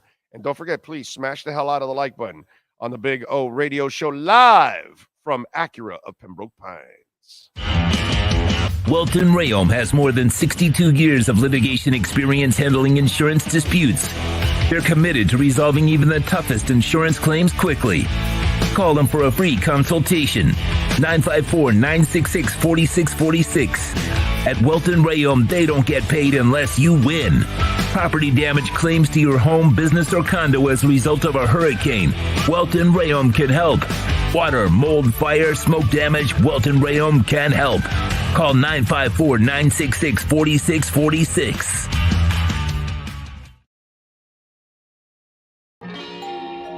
Oh, great. You have a doorbell camera. Now you have a front row seat to your house getting robbed. They're breaking into my house! Ooh, there goes the TV. I'm sure it'll turn up at the pawn shop. No, not the TV! Just because you can see them, that doesn't mean you can stop them. With Slogans, you get 24-hour monitoring, a free home security system, and professional installation. Plus, free doorbell camera, one that'll actually work for you. Get out of my house! Get out of the house! Call 1-800-ALARM-ME. For over 16 years, EJDconstruction.com has provided South Florida residents quality craftsmanship, accurate project management, and exceptional service. That's why EJDconstruction.com is an A-rated member of Angie's List and the Better Business Bureau. When you're looking for the right custom home builder for additions or home remodeling, please call my friend Eric at 305-433-4843. That's 305-433-4843 for EJDconstruction.com. When you move, you need a reliable company led by passionate folks eager to assist its customers during a transitional process that needs to be smooth. Call Essential Moving Experts at 844-368-5750 for all your local and long-distance moving needs. You can rely on Essential Moving Experts. Mention the Big O Radio Show and get $150 off. Family owned and operated. They offer free 30-day storage, full service moving, fully licensed, bonded, and insured. Moving was never so easy. EssentialMovingExperts.com.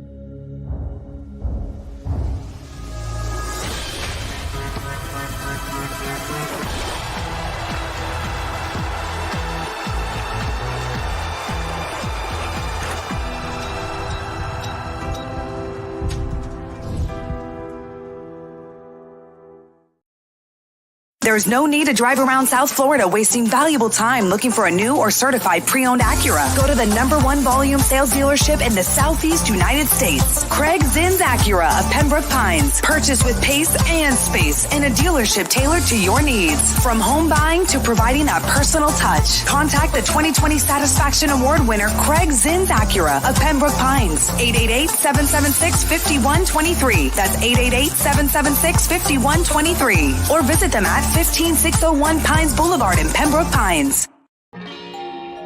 Oh, great. You have a doorbell camera. Now you have a front row seat to your house getting robbed. They're breaking into my house! Ooh, there goes the TV. I'm sure it'll turn up at the pawn shop. No, not the TV! Just because you can see them, that doesn't mean you can stop them. With Slogans, you get 24-hour monitoring, a free home security system, and professional installation. Plus, free doorbell camera, one that'll actually work for you. Get out of my house! Get out of the house! Call 1-800-ALARM-ME.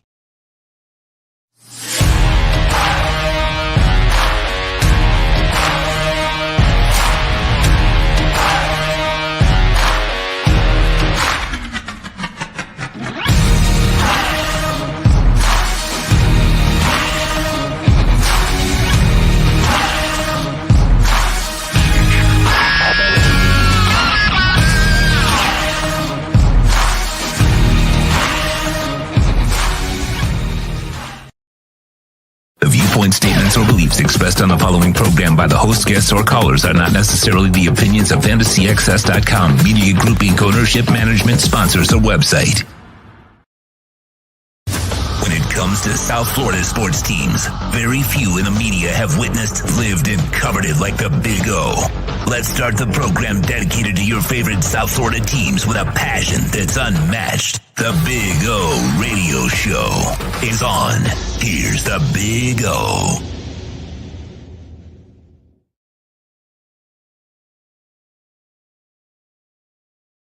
But before we do that, let's talk a little bit about Cutter's Edge. William Quigley is one of the best human beings on the planet, but he also runs one of the best companies here in South Florida.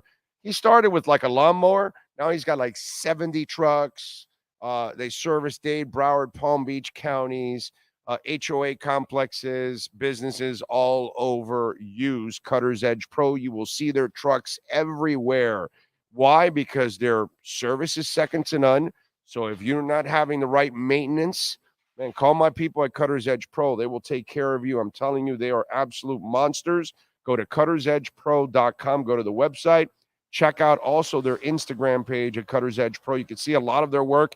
You might be able to see my house, which they built a putting green on the side. I got the artificial turf for the dogs. I'm telling you, folks, take your home to the next level. Take your business, your HOA complex, condominium complex, take it to the next level. Call the people at Cutter's Edge Pro. It also raises property value too. Cutter's Edge Pro. Ask for William or Mike and tell them that Big O sent you. I promise you they will take care of you. Time to release the Wolf Pack. We unleash the Wolf Pack as we get the latest in the NFL and the Miami Dolphins with our KSDT CPA Pro Football Report with NFL Network insider Cameron Wolf. KSDT is one of South Florida's largest and one of the country's fastest growing accounting firms. KSDT CPA is a full-service firm that also excels in crypto. Visit them at ksdtcpa.com or call 305-670-3370. Here's NFL insider Cameron Wolf. All right. How you doing, my man? You feeling good on a Friday? I'm good, man. Can't complain too much. Just I'm hanging with baby girl today, so I'm trying to keep her busy while I'm doing my work stuff, which is a challenge of my own. But other than that, it's all good. Yeah, it always is a challenge, but it's a fun challenge, actually. It is. I wouldn't change it for the world. Damn right. Are you off this weekend? Yes. There's another NFL Network game in Germany. The Colts are playing the Patriots, so it's on our network, and so we're not traveling any reporters on Sunday other than that game. And so since I'm not in Germany, I will be at home. I'm gonna go to church and probably take the family to a festival There's a little Miramar Jerk Festival, or I think there's okay. there's a seafood festival and down at Coconut Grove. So we'll choose one of those two and go hang out. So a rare Sunday off. Have you hung out in the Grove yet? I have more when I used to live in Miami. I used to live in Edgewater my first 2.5 years here. And so I spent a little bit more time in the Gables and the Grove. I love down in that area. I know Frank Gore pretty well, so I hung out with him a decent amount out there. And so I haven't been out there probably in about a year or two. So I'll just kind of ask the girls, what are they feeling, seafood or jerk, and we'll choose one of the two. Yeah, I love the Grove. Let me ask you, because I thought it was a silly ass story. There is no way. I don't care if he loses this week in Germany. There is no way you fire a Bill Belichick in the middle of a season, bro. Okay? You don't fire Don Shula, Tom Landry, Chuck Noll. I get it. Everybody gets old. We all are going to get old. There's going to be a point where we're all going to lose our fastball. We're not going to be the same person. I understand that. Those kind of people, you let them live out the season. This story that, he could possibly be fired if they don't play well, I don't believe that 100%. If he's going to part ways with Bill, it'll be at the end of the season, and you'll do it in a professional manner. You don't treat him like Cam Cameron or some slapdick that you just picked up a year ago or two that really means nothing to your season. This is the second most important person in the history of that franchise. You don't do that to that person by casting them off in the middle of the season. I thought that was a ridiculous story. Yeah, so I would tend to agree. I don't have any insider knowledge on the Bill Belichick element, but I will say that I think he's garnered a lot more respect than to be kind of discarded like that. And knowing how Robert Kraft deals with it, even if everything's not perfect in their relationship, I don't imagine he'll do him like that either. And so, I think that I think the talk about Belichick and whether this will be his last year, that's a fair conversation. Like the way it's been, especially since Brady's left, it requires the question of after the season, do they make a move, whether it's Belichick making his own move, whether it's a mutual decision or whether it's just a Patriots decision. But mid-season, that would absolutely shock me. I just think that a guy who's won you, 6 titles, garners a little bit different outing. I can imagine, even if he loses the rest of the games of the year, still imagine you give him to the end. In fact, it's more ammunition, and it's a stronger conversation for Kraft at the end of the year if you let the entire season play out, and then you have the entire season say, "Hey, Bill, man, things just have not gone well. We're going in the other direction." Excuse me, which is what's been proven every year. You're getting worse and worse and worse. You're not getting any better. You know what I mean? So, and because he's earned the right, you got to let him finish out the season and see. You got a half a season left. Let him, either dig himself in a hole even deeper or let him try to justify, his position. You know what I mean? But absolutely. I know exactly what you mean. Yeah. It just, to me, that story made no sense whatsoever because you're treating him like some guy you just picked up a year or two ago or 3, And this isn't Josh McDaniels, bro. Right. Now, I would be shocked if he didn't get at least a full year to see it through. Yeah, I'm with you there. All right, what do you injury-wise for the Dolphins? What do we know about Rob Hunt? What do we know about Achane? What do we know about those guys? Does it look like they'll be pretty close to fully healthy against the Raiders? I think the Raiders game will be the healthiest they've been all season. I think from what I understand, Devon Achane should be back. He should be activated off the injury reserve the week they come from the bye, and then they'll see him out in the practice field, see him work to confirm their belief that he'd be ready to be back in 4 weeks. And if everything looks good, then he'll play week 11 versus the Raiders. Robert Hunt, they were trending towards giving him a chance to practice this week, even with the bye off. And so I think that he's trending towards the same way. Hey, probably see him in practice Wednesday, Thursday, and you'll see how he progressed. But I expect him to be back in the starting lineup as long as there's no setbacks either. So you get your starting right guard, you get your playmaker, do it all running back, and that offensive line essentially as healthy as you're going to have it all season. Their left guard, like I mentioned, I think last week, is going to be a little bit of a makeshift job because you're not expecting Isaiah Wynn back this year. You'd be surprised if he does come back. And so you'll either see Lester Cotton or Rob Jones if he's healthy enough. We'll see about that. Probably Lester Cotton or Leon Eichenberg, depending on what they decide at that spot. Yeah, I'm looking at Cotton to be the guy right now because of the Jones injury. And then you keep Eichenberg sharp at center just in case something happens with Connor and you're there. And then Liam can be the emergency for both, for Lester and for Liam. I mean for Connor. So I think that kind of works out that way, overall. And let me tell you something. I just thought about this when we were talking about, how healthy they are.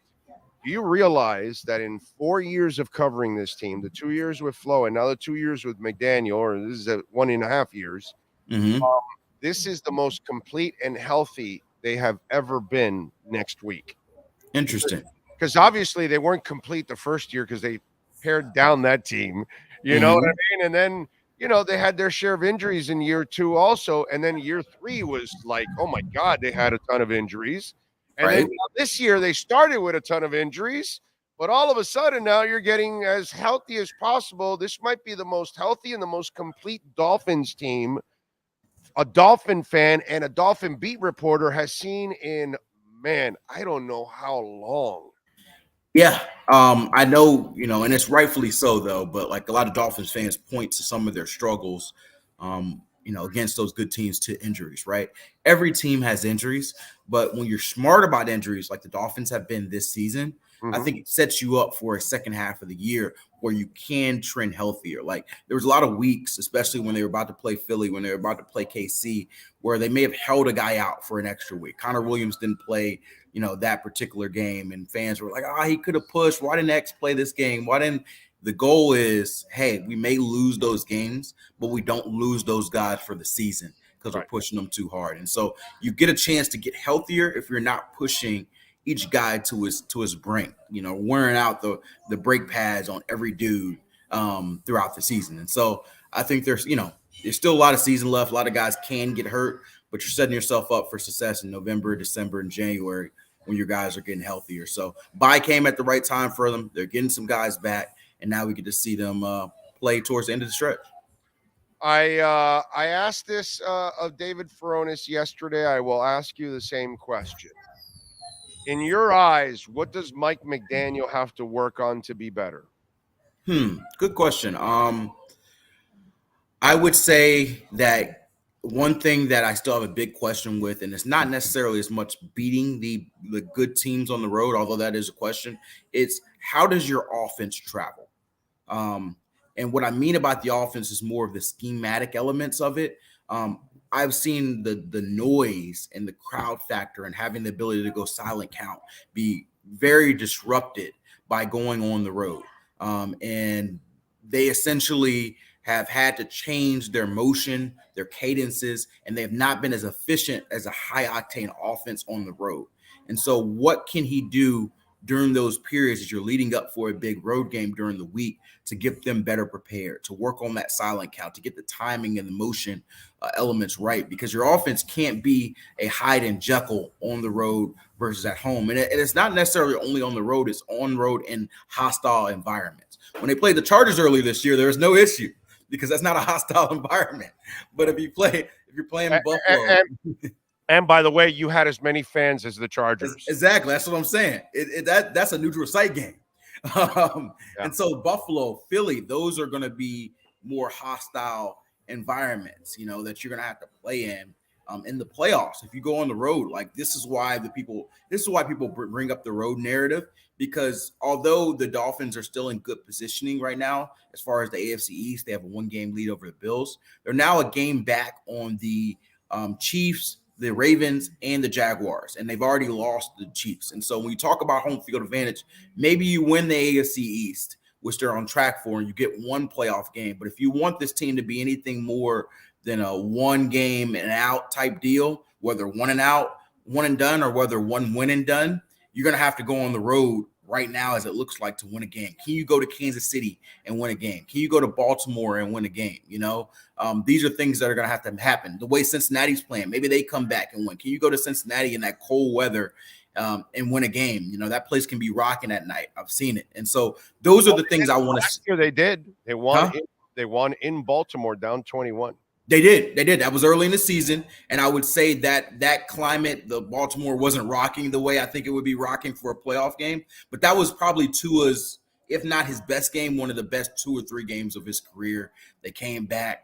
They looked amazing. But I would also tell you, just being completely honest, that's 2 years in a row. He comes back on Baltimore. Yes, but I will tell you this, and I'm just telling you the facts of this situation. That Baltimore game you were talking about, that's the last win on the road the Dolphins have had against a winning team. That's the last, and that was what, 14 months ago? Yeah. And so that is a great example, but it's literally the only example in the Mike McDaniel era where they've won a road game against a team with a winning record at that time. Well, maybe don't have a brain fart on 3rd and 1 in Buffalo. Maybe that's true.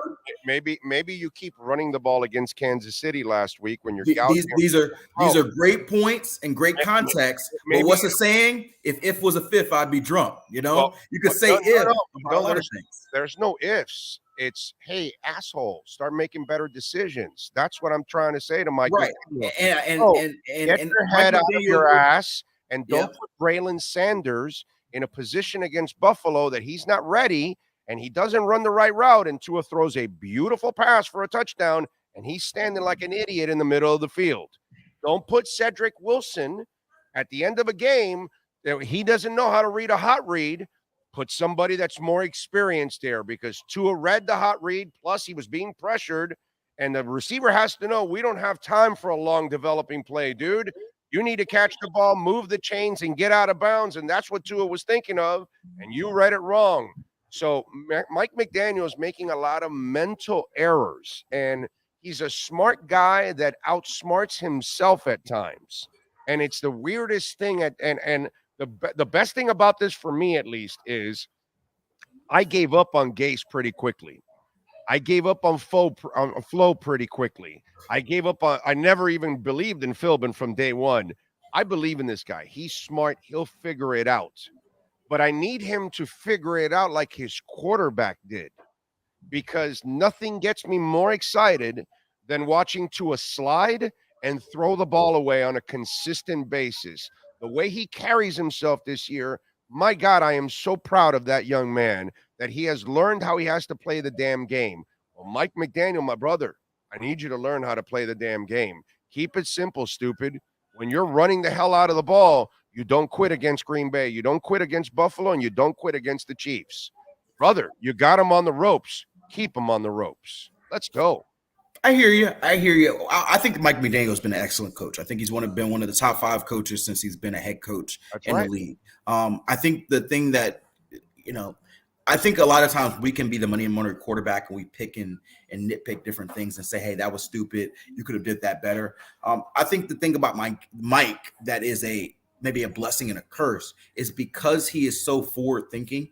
He is going to do things that you don't think about, but he's also going to do things that you're like, maybe you should have made a simpler call, right? And I think you take the good with the bad. That's part of the Mike McDaniel experience, right?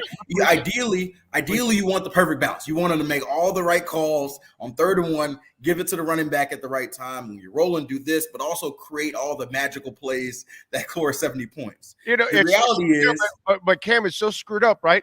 So you're the run game coordinator. Okay, great. So why do you keep abandoning the run? Come on, dude, let's go. I mean, these are the same issues, and that's where you get a little too cute. You don't have to get, brother, at that moment. And, I have Matt Verderam on every week on Wednesdays. Matt is an enormous KC guy. He's an insider in KC, all that kind of stuff. He has a KC show. And when I talked to him on Wednesday, he goes, the part I didn't understand is that's KC's weakness, stopping the run. Their strength is stopping the pass, actually. And so you were gouging them. Brother, keep it simple. Just keep gouging them. It's just to your favor. And you had all the time. You had the timeouts. There was no reason not to do it strategically. And that's where it's not a thing that we're second guessing or playing, armchair quarterback. It's staring you in the face, bro. You're busting them in the mouth and shoving the ball down their throat. That is that's the reason why Baltimore dominates during the regular season.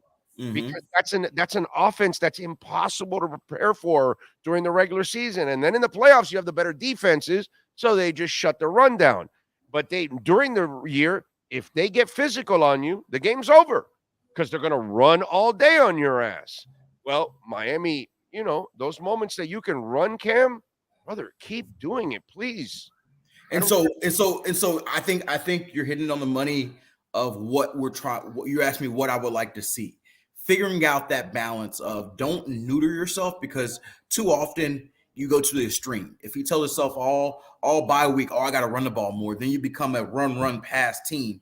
And you know how fans roll their eyes about those type teams where it's so predictable of, I think you should run. The defense thinks you're going to run and you're going to run, right? Sometimes there's a time for that, but I think there's also a balance of keeping the defense off guard, throwing when they think you're going to run when they think you're going to throw, but also making the first downs and keeping with things that work. And so finding that balance is something that I think is probably a coach's constant job.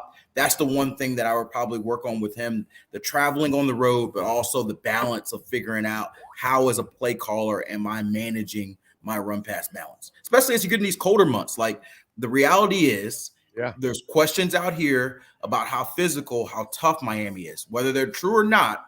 There are questions. And so defenses are going to say, hey, we're going to try to stop their run in the first quarter, punch their receivers in the mouth, their speed receivers, and see if they respond.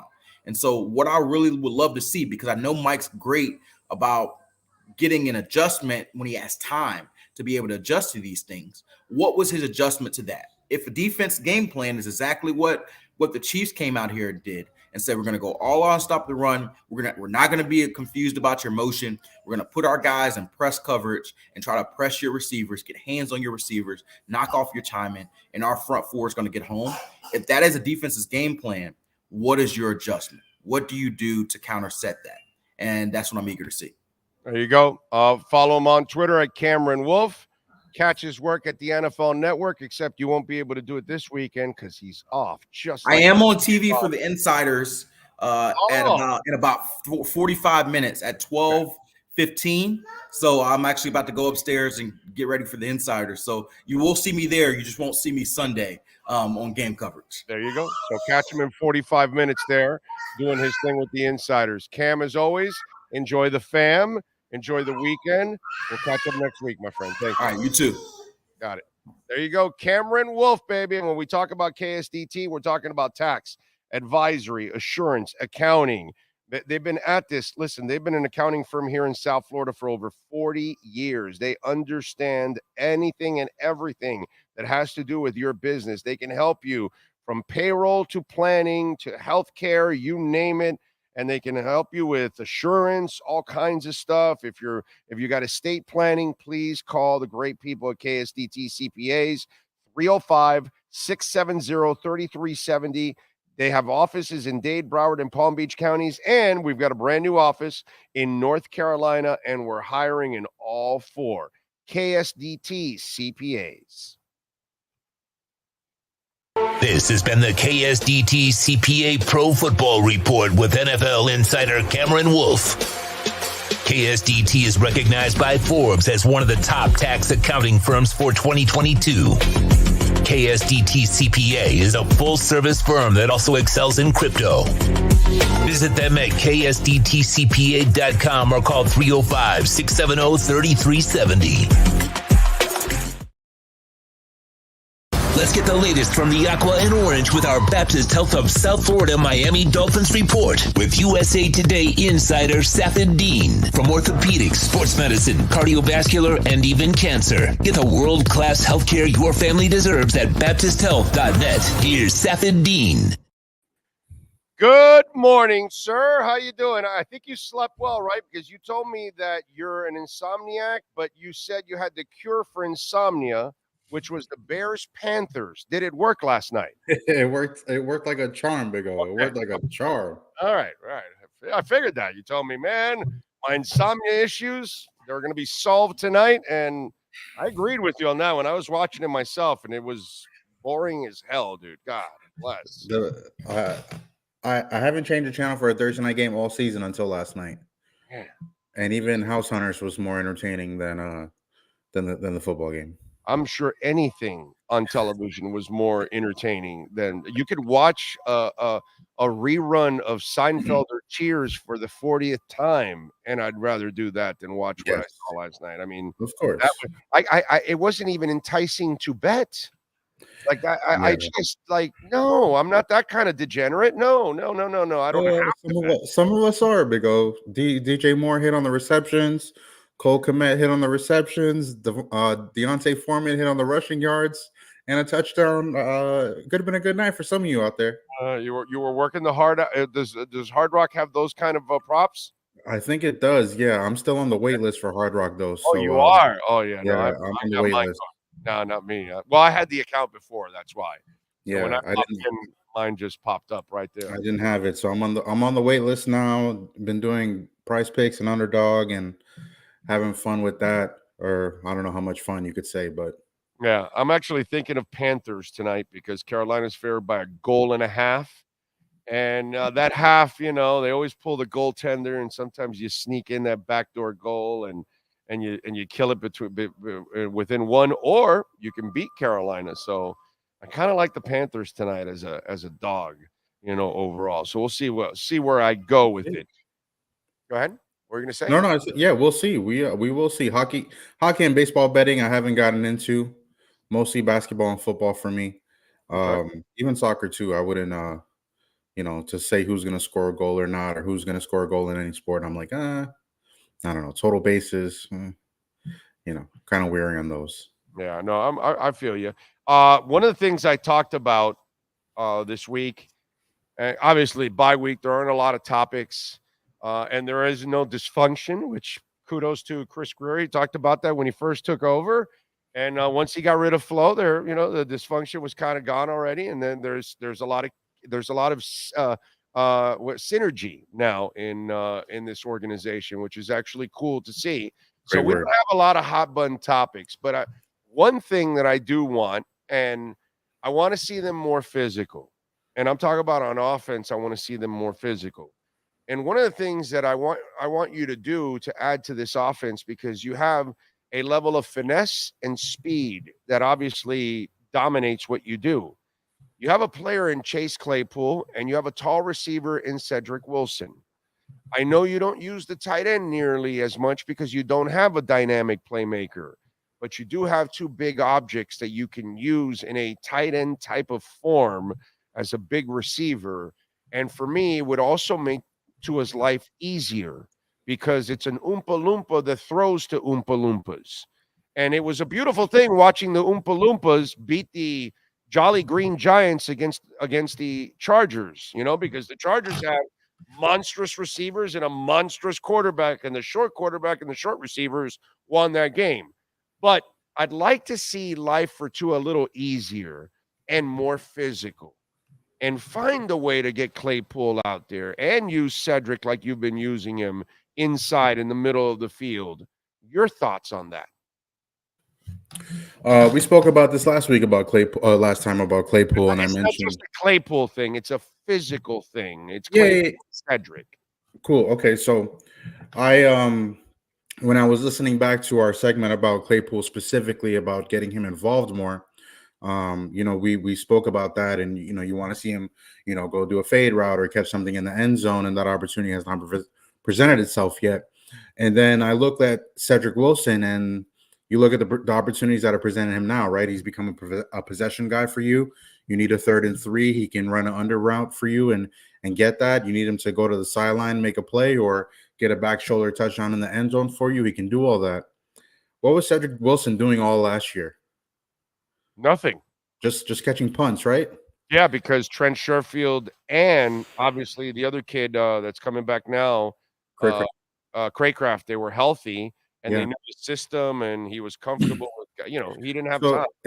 In the same light that you look at Wilson and Claypool, I look at them the same way. Like, maybe it took Wilson a year to figure out his role or to figure out the offense, but he's a very featured part of it now, behind Waddle and behind Hill. And now Claypool is going to take some time to get into it. But I do agree with the fact that they are your biggest bodied receivers.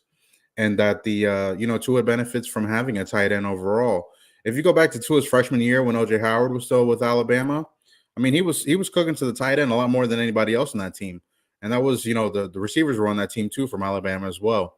But the thing is, I don't understand how tight end is really primarily a blocking person here. It's your sixth blocker on offense, and you have, the quarterback, the running back, and then, barely three guys out there to pass. And most times it's 6, 7, 8 guys in the secondary. So would it be nice to have a little bit more tight end involvement and physicality? Yes. They've targeted a couple guys. It's just they couldn't make the trade for the Raiders kid that ended up getting shipped over to the Giants. And Darren Waller.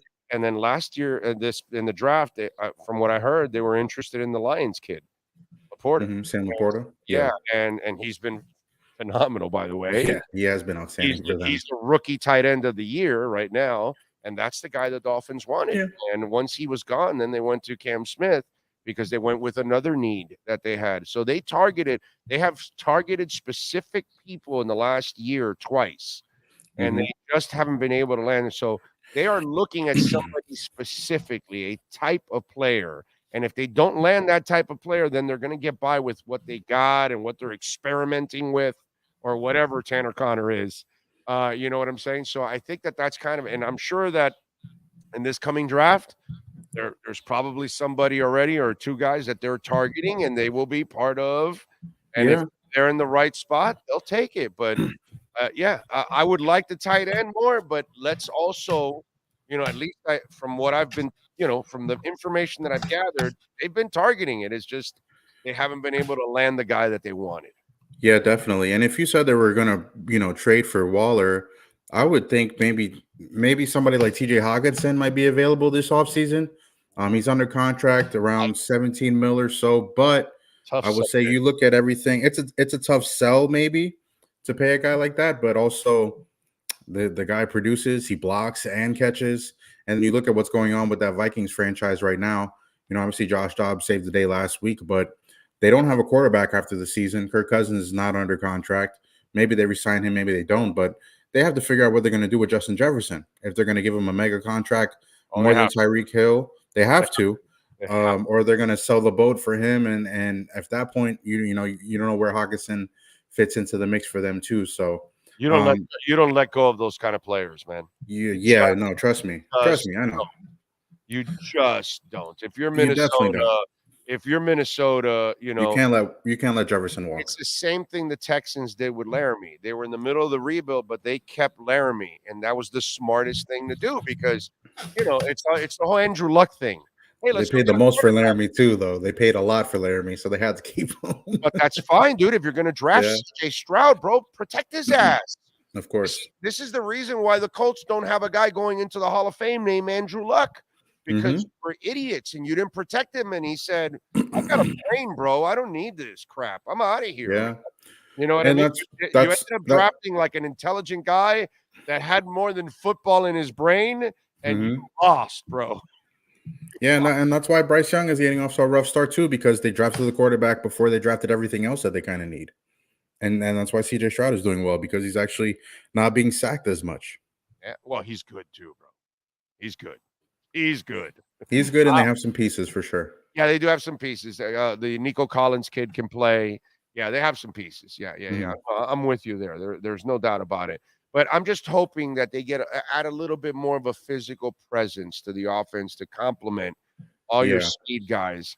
Well, physicality is a mentality, and I think you hope that the Dolphins players put it on themselves to be a little bit more physical, right? And I think that's going to come with Teron being a lot more comfortable in his body and himself, coming out of the bye and into the next half of the season. Teron is obviously a really tough guy. We've seen him battle so many injuries already in his career and this season as well. There was a big block on that inside pitch that they tried to run on 3rd and 15 that Teron kind of missed, and he had the block on a play. They ran that play for A-Chain twice in the Broncos game, right? And it scored both times. So Armstead had the block on one of them, and just so little things like that. I think Armstead might have been, throwing him in their biggest game of the season after an injury. It sucks because he's not as warmed up or, seen as much game time and coming into it with a better, kind of envelope of games that he has to kind of see and go from. That him coming his first game back, playing that game was tough. And Big O, a lot of us didn't really talk about this, but the one thing that stuck out to me after rewatching the game a couple times this week is the timeout. Mike McDaniel called timeout the play before the botch snap. And so, obviously, I'm not sure if he was asked. I'm looking at the transcripts and stuff, but the Dolphins called timeout when they were ready, and there was a snap to a caught really well, and it seemed like they were ready to run the play, but it seemed like there was some miscommunication before the play call happened.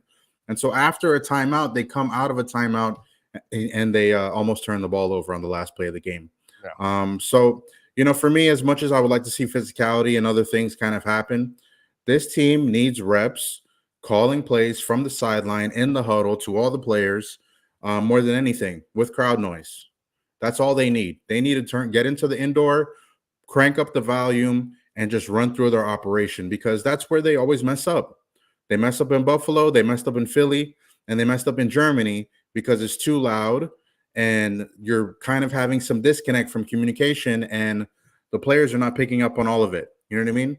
Everybody has a role to play, all 11 when they run a play, and sometimes you're getting 9 or 10 guys, and sometimes you're getting a false start into the mix as well too, So for me, I would like to see the operation cleaned up, because that was the problem they had in the playoff game. Right. Mike didn't get in the play fast enough. Now it's just way too loud, and the communication is not great.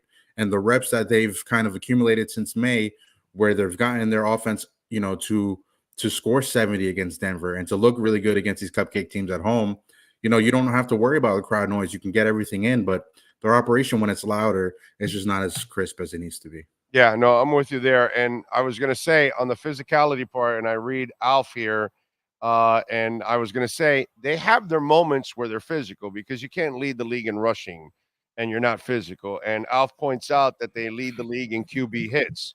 So, and he goes, physicality is a choice for them. And it's kind of odd that way, because they have their moments of physicality, and then they have their moments when they're not physical and being taken advantage of, by others.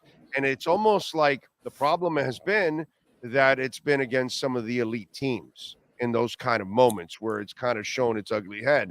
But they have a physical nature to them, but it's not something that's on all the time. Yeah. You know what I mean? It's kind of odd. It's kind of they're a weird team. It's a weird dynamic. You know what I'm saying? And that's why I asked you about adding because one thing they aren't physical at wide receiver, they're not physical. They're not a physical bunch. They're a fast bunch. And that's why the Claypool Cedric thing, since you're not really able to use Smythe much, because he is what he is, and Julian is still green as hell, and Tanner Connor still can't figure out anything. So you got to do something, and that's why I brought that up. But Alf is right. They have a level of physicality to them. It's not on all the time. Yeah, I mean, it's a matter of them wanting to turn it on or not. Look, this is a fast finesse bunch more than it is a physical bunch. When you think of the Eagles, you think about their physicality more than you think about, how well they do in other facets of the game, right? What's another team that's kind of just pointed out? Baltimore. You look at how Baltimore is physical. That's what they are. Exactly. It's an identity, right? The thing I spoke to somebody about in the Dolphins locker room about the tush push is the tush push is an identity thing for the Eagles, right? They take pride in running that play and getting 3-4 yards on a 4th and 1, and nobody's going to stop them. And it's a mindset, right? The Dolphins' mindset is we're going to run you out the field. We're going to run you out the stadium. It's a great mindset to have, but you also have to have some physicality to make it happen, where they have it at times. It's some play calls that work for them and some that don't. I think when you look back at the Chiefs game, all the plays that kind of worked for the Dolphins are their bread and butter plays, right? Waddle in the middle, Tyreek in the middle, Mostert running outside the numbers. Whenever these guys get outside the numbers, they gain a lot of yards pretty quickly, because it's hard for the linebackers and D linemen to catch up and get into the second level to make some tackles, things like that. But for everything that we do talk about and criticize the Dolphins for, 6-3, first in the AFC East, Mike McDaniel's second season as a coach, right?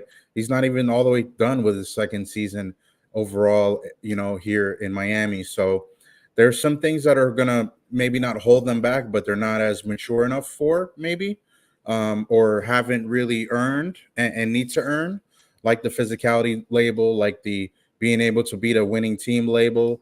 Decisions. Yeah, Mike, Mike makes some good decisions when they work out for him. 4th and 8 and you're scoring. I mean, that's a great decision. And also it doesn't work sometimes, or you call a bad timeout, or or abandoning the run. He still abandons the run at the worst times. And one of the things, as good as he's done, that's why I kind of tripped some people out this week where I say he's still kind of underachieving, because there are games that could be won, and bad decisions stopped you from possibly winning those games. And the reason why I say that, because then I get some butthurt Dolphin fans. Brother, your window is small. We don't have time. We don't have 4 years for you to learn and figure it out. It's next year, and possibly maybe one more year, and then real cap hell will probably set in, and you'll have to start moving stuff around. But you're going to have a couple more, but not much more. So you got to figure stuff out quickly, because they've got to pay a bunch of people. Like when, we were talking about tight end, and do you go out in free agency? Well, you can't really, because you have to pay so many people. You have to try to draft, which is what they were trying to do with Laporta last year. They just couldn't get him, but they got to draft because they have so many people that they have to pay. They just can't go out and be also players, in free agency. Look, Barry Jackson's writing an article about signing Andrew Van Ginkel and Rob Hunt, which, by the way, these are things that you got to think about right now. This is part of stuff that you're going to have to pay. You're going to have to pay Jalen Phillips. You're going to have to pay Jalen Waddle. You're going to have to pay Tua. You're going to have to Holland. Javon Holland. You got a lot of people. Connor Williams is going to want to get some money. You got a lot of people that you got to pay. And so that's why this situation, we don't have time for a coach to take years to learn. Brother, you gave up on the run several times last year. Stop doing it this year. Learn. It's what I say every time now, the last week, what I've said. The quarterback learned. He learned how to get rid of the goddamn ball. He learned how to slide. He no longer plays stupid football anymore. He does not put his body at risk anymore. He learned. I need Mike McDaniel to do the same thing. Please learn, bro. Please. Yeah, for sure. And maybe there's a lot on Mike's plate. There's a lot on Mike's plate. It's tough for him. I was having this conversation with my girlfriend about it, and Mike has a lot of things on his plate. And head coach and offensive coordinator is not easy for a young guy. I know. But when you look at the head coach role, though, it's trying to speak German in a press conference. It's trying to win every room that he walks into. And I think that's probably one of Mike's issues, is that he feels the need to win every room that he walks into, and sometimes he kind of doesn't have to. Mike is an introvert, and we've made him an extrovert because of the fact that he's in a front-facing role like this, right? So it's kind of difficult for him to kind of manage it all, and he's very surroundings and the awkwardness that comes from the fact that he's walking into a room and a bunch of people are there to listen to him speak. And then, for that, it's a little awkward for him. And then, after he's done with that, he kind of goes back to doing what he's doing. But all Mike has to do is worry about the football. All he has to do is worry about the football. You don't got to worry about, the camera, watching you walk in and running away from it. You don't have to worry about, any kind of viral moments that he kind of walks himself into sometimes. He doesn't do it on purpose. But I think the main thing, keep it the main thing, as everybody likes to say, right? If he does what he has to do from a football and coaching standpoint and an operations standpoint, getting the play in and making sure all 11 are kind of humming at the same tune, which is very hard to do, everything else kind of falls in line for the Dolphins. They have the higher expectations. They get the primetime games. You're going to get a win over one of these teams with a winning record at some point. It's just it's all a matter of time before it happens. And the thing about the Dolphins, too, they have a tough stretch before they get into the last 3 games of the season. Oh, yeah. Cowboys, Ravens, Bills, those are playoff games. Those are seeding games. Those are if you're going to be on the road or at home in the playoffs, or if you're even going to make the playoffs at all, that's what that means. You know what I mean?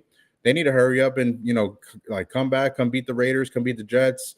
I think they go to Washington as well, too, and then they play the Jets again. But, you know, you gotta stack up these wins when you can, and the Dolphins have done that. To be 6-3 before their bye is really great. And like you said, and you know, you ask any Dolphins fan, would you want to be 6-3 and first in the AFC East, no matter what happens, or you know, with some conduits and this and that? Yeah, you take it every time.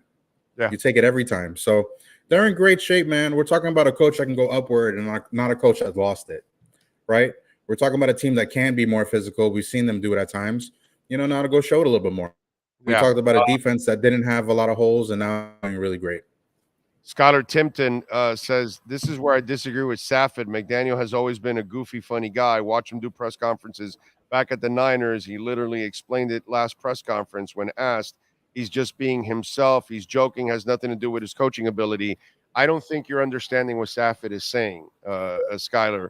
What he's saying is that he does that when he's more of an introvert, but because he's been thrusted into the spotlight, he kind of then becomes the Mr. Personality a little bit, yeah. Right, and that's what he's trying, and maybe he doesn't have like Spo. Spo doesn't really go into press conferences trying to win you over. He just says what he has to say, and then he moves on. He's not trying to be funny. He's not trying to be cute or anything like that. It's almost like McDaniel, while he's telling you that he's just trying to be himself, he is trying to win people over at the same time, because you can tell that the effort is being made there. So it's kind of like, you're right, and so is Saffold, but I think you're not understanding what he's trying to do. Yeah. No, I mean, look, he's always kind of been who he is. Mike is always, he's unapologetically himself. Right. You know what I mean? And so I just think there's a thing where I'm like this too, where I can sense the awkwardness in a room or in a interaction or a conversation. If I'm standing in the middle of three people and something kind of goes down, like you're just kind of aware of your surroundings at all time. And Mike is very aware of the fact that when he walks into a press conference room and people are there to listen to him talk, he's just like, why is everybody here to listen to me talk? And now it's like, okay, well, this is awkward for me. I don't know how you guys feel about it. And your cameras and where these clips are going to go after it, but I'm just here to, answer my questions and try to go about my day. And if I can get a dry laugh out of somebody, sure, it'd be great too. It'll be a correlation or a comparison that's a little old, but it's very Karen Carpenter. And obviously that's something you probably have no idea, but the Carpenters were a brother and sister duo. Mm-hmm. And have you ever heard of them? You saw that go over my head just now? Yeah, I figured that. But you ever heard the song "On Top of the World, Looking Down on Creation"? Yes. Okay, so the Carpenters. The Carpenters. They were very famous brother and sister act. And so Karen, who by the way is a trick question once in music here on the show, I asked everybody, who's the greatest singing drummer of all time? And people came up with Don Henley and Phil Collins and all that. And I threw everybody off and said Karen Carpenter, because obviously her voice was golden and she was the drummer.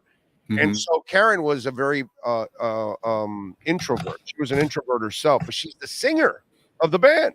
Yeah. And so then her handlers and the people around her, the manager, the record company, all that, they begged her constantly, and they finally got her to stand in front of the band and not with the drums anymore, and let somebody else drum and you sing, because your voice and you're the lead singer. Because it was weird that it was a band back in those days. It was weird, and then the lead singer's drumming. You know what I mean? By the way, she's an amazing drummer too. On top of all, if you ever want to check out the videos, but she, like McDaniel, then was thrusted to the front, and she did it, but she was always uncomfortable with it. No matter what you saw on the outside, no matter what you see on the outside of McDaniel, same thing. But inside, it's killing them. Inside, it's not really what they want to do. Yeah. You know what I'm saying? Yeah, definitely. And so Karen Carpenter, like what you're saying with McDaniel, there's a lot of similarities there. Yeah, and I'm not saying that Mike focuses on that more than he does on football. That's wrong. That's no. Nobody's. I'm not saying that. And I'm not saying that would be a reason why they would lose. No, I think what I said is they need to work on their operation when they're in very loud environments. And I think that's one thing that's really held them back when you look at kind of overlying issues of things.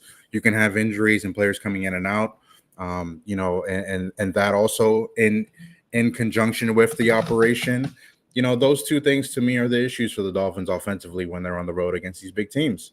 Yeah. And what do you do when the run is stopped in the first couple of plays? Just those things are the problems I think are the Dolphins need to work on for the second half, because they've done really well against teams that are not better than them. So that's a great start. And your defense has definitely excelled. You compete with the Eagles and you compete with the Chiefs. So your defense can hold down the last two Super Bowl appearances. So for me, you're on a really great track. Like, the Dolphins are doing really good. It's a really great time to be a Dolphins fan. I know the losses, the losses haven't been great, and it's kind of been, the anticipation for it and the letdown has been massive. But you're in really great shape, and I think there's a lot of things to look up on about. And so, you're hoping to see them put it all together. I just told Cam this. This is the most complete Dolphins team, and now healthiest. It's about to be the healthiest and the most complete Dolphins team that you've covered and that fans have watched in, I don't know, it might be decades. That's how different what's going on. Yeah, and look at... We're only talking about tweaks. It's not a lack of talent. It's a lack of tweaking and playing better from within. You can accomplish what you haven't. You can play better against Buffalo and beat them.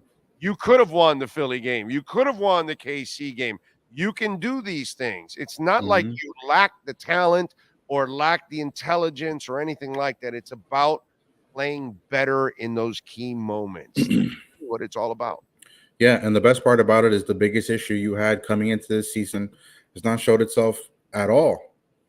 Tua's the healthiest quarterback in the NFL, maybe. Hasn't showed up on injury report all year. Hasn't missed a practice. Hasn't missed a snap. He learned. He learned how to. It was always going to take Tua a process, to learn how to take care of his body at this level. And man, the things that he's done. That's how Drew Brees played, bro. That's how Bob Greasy played.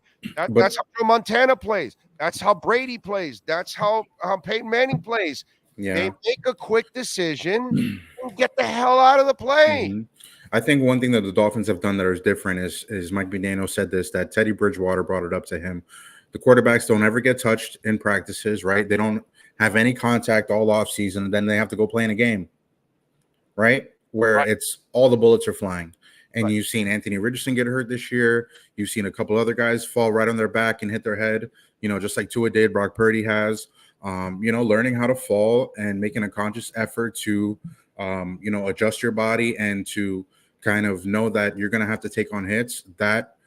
Those reps that Tua did all off season, in addition, he did improve his game, is really why the Dolphins are doing so well this year, man. So hats off to Tua as well. Yep. All right. Do they win this weekend? We all win. Yeah, we all win this weekend. Okay. All right. Follow him on Twitter at Safid_Dean and catch his work there at the USA Today. And of course, doing his thing here every week with our BaptistHealth.net/ortho Miami Dolphins report. Safid, as always, thank you, my brother. Have a fantastic weekend. We'll catch up next week. Enjoy, my friend. Thank you again.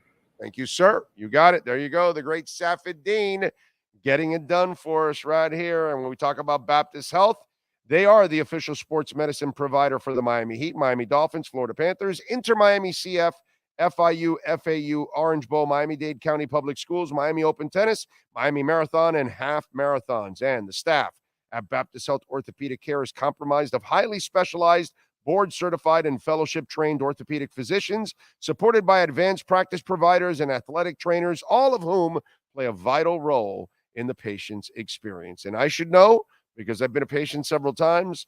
My wife has been she was just a patient last week. My daughter's been a patient. Our entire family has been to Baptist Health several times, and every single time it's an amazing experience. So make sure you use that QR code and visit the great people at Baptist Health. And please, if you're up in age, like I was, don't be stupid. because I was dumb. I was really, really stupid. I waited to have my colonoscopy till I was 56 years old. And I did it solely out of ignorance and shame. And I thought it was like an awkward thing to do and all that. And it was not even close to any of that. They do it in such a professional and respectful manner.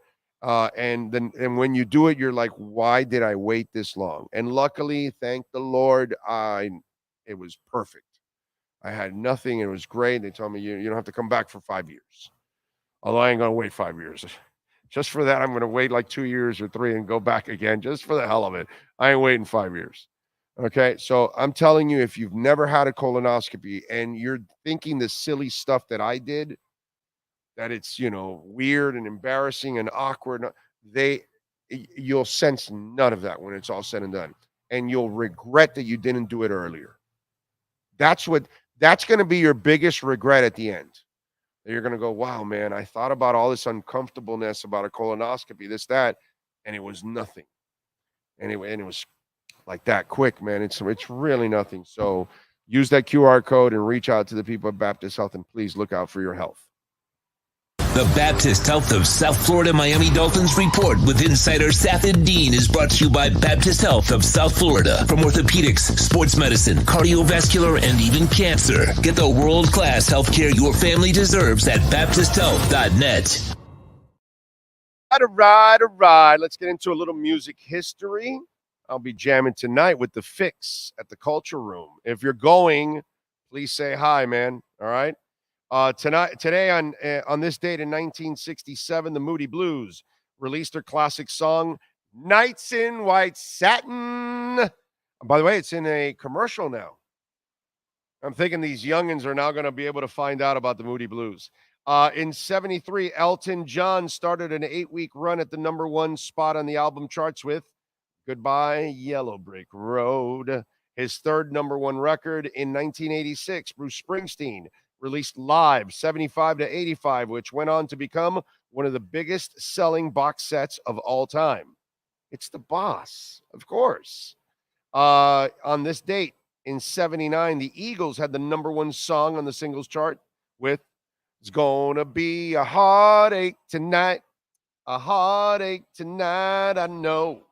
That's from the Long Run album. In 2008, boy, they were fighting in that album.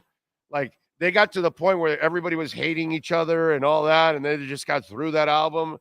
That was like the beginning of the end of that band right there at that moment. In 2008, at the World Music Awards in Monaco, Coldplay were declared the biggest selling act of 2008. They also won the Rock Act of the Year after their album Viva la Vida or Death. And all his friends top charts around the globe.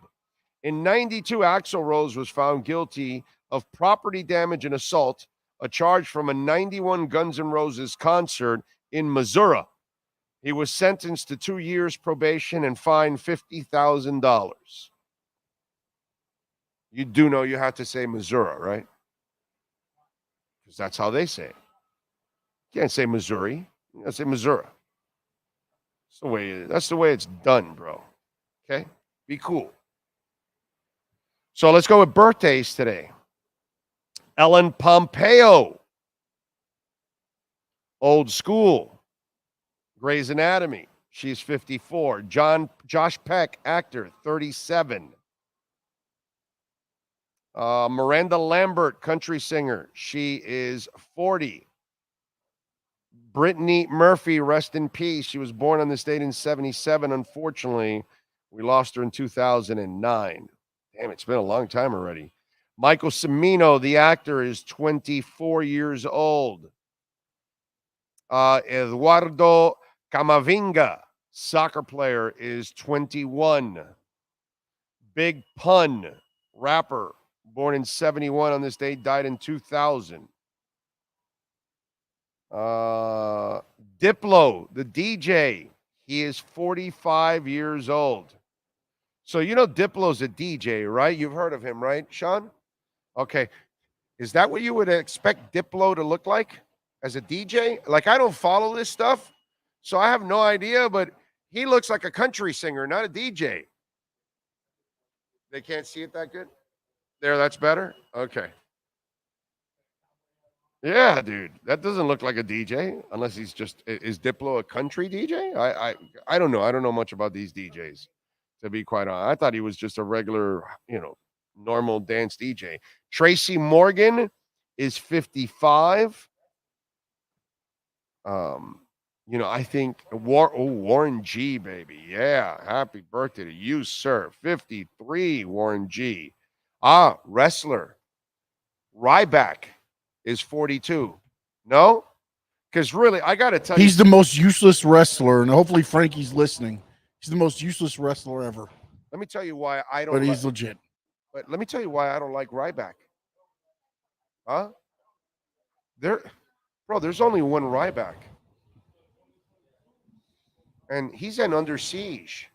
And his name is Steven Seagal. There's only one Ryback. Oh, yeah. Okay. Yeah. Ryback! No, dude, This guy. you can't take his name, bro. He used to yell, "Feed me more. Feed me more." That was Ryback saying, "Feed me more." He's stealing. He's useless. Come on. Ryback saved a boat and a train. Well, actually, the train did get Ryback's destroyed done again. neither. Ryback sank his career. He should. He stole the name. Now he does podcasts and complain all the time. He should. The hell is wrong with you, Frankie Fresco? Liking somebody that steals names. Frankie wants it with AEW. He'll fit right in. Michael Jai White. Talk about a guy that will kick your ass for real. Okay? Like you see him in movies, but he's an actual black belt, Michael Jai White. Okay. He will kick your ass. He's 56 today. Happy birthday to him. Scottie Pippen Jr. He is 23. I don't know why I mentioned him, just because it's junior, I guess. But those are your birthdays today, folks. What? What do you got? Once they have birthday to the Marines out there, 248th Marine Corps birthday. All right. I like it. Okay. All right. Nothing wrong with that. Nothing wrong with that. Okay. What else do we have going on? What do we got here? What? Remember, you can make a donation through Cash App or Venmo anytime, and you can make a Bitcoin donation, which we love our Bitcoin donations. We are out here, by the way, at Craig Zinn's Acura of Pembroke Pines at 15601 Pines Boulevard, just off of I-75. Yes, sir. And remember, you can get the 2024 Integra right now, $329 a month. We got 36 months for financing, 3.9%. Also, $399 a month for the TLX 2023. The MDX 2024 model, $529 a month, 36 months, 3.9% financing. So come on out here. Tell them that Big O sent you, and I promise you that they will take care of you here at Craig Zinn's Acura of Pembroke Pines. And if you own or lease an Acura, you can come out here and get it serviced. Mike Chan and Jordan Ferber do an excellent, excellent job. All right, what do we got here? To pay Chris Greer for all the cap problems picking good players. Yeah, he's done a hell of a job, dude. Hell of a job. Diplo makes dubstep music like a subgenre of EDM, just like rock. There's subgenres. Okay, I did not know that. Thank you, Hunter Butler. That's interesting. Tim Farabach says, great documentary to that GNR incident available. Okay. Yes, sir. I guess he DJs a lot at Space. Club Space? Yeah. Tonight the Ocean Blue is there. Yeah. Well, he's from Mississippi and then made his way through Tennessee. So maybe there's some reason why the cowboy. So hat he's and got, things yeah. like that. So he lived a lot in the country area. So, yeah. Ryback was just a musclehead who had no wrestling talent. Okay, as long as you're not talking about the other Ryback, we don't have a problem. Okay, just don't be bad mouthing the other Ryback. That's all I got to say. Let's see. Shelby Jordan says, okay, you're talking about something else. Chad says, happy birthday, Marines, and thank you, Sean, for your service to our country and our sports fandom.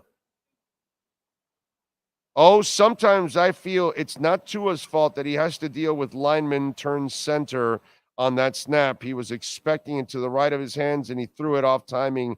Not his fault. I'm not going to give him a break on that one. You can do it if you want. I'm going to lay that one on Tua and say, you got to catch it, man. That's your job. You got to be awake. You know that it's a snap. There's no snap count here. It's silent snapping. You got to worry about everything. You're the conductor of the orchestra. Got to worry, bro.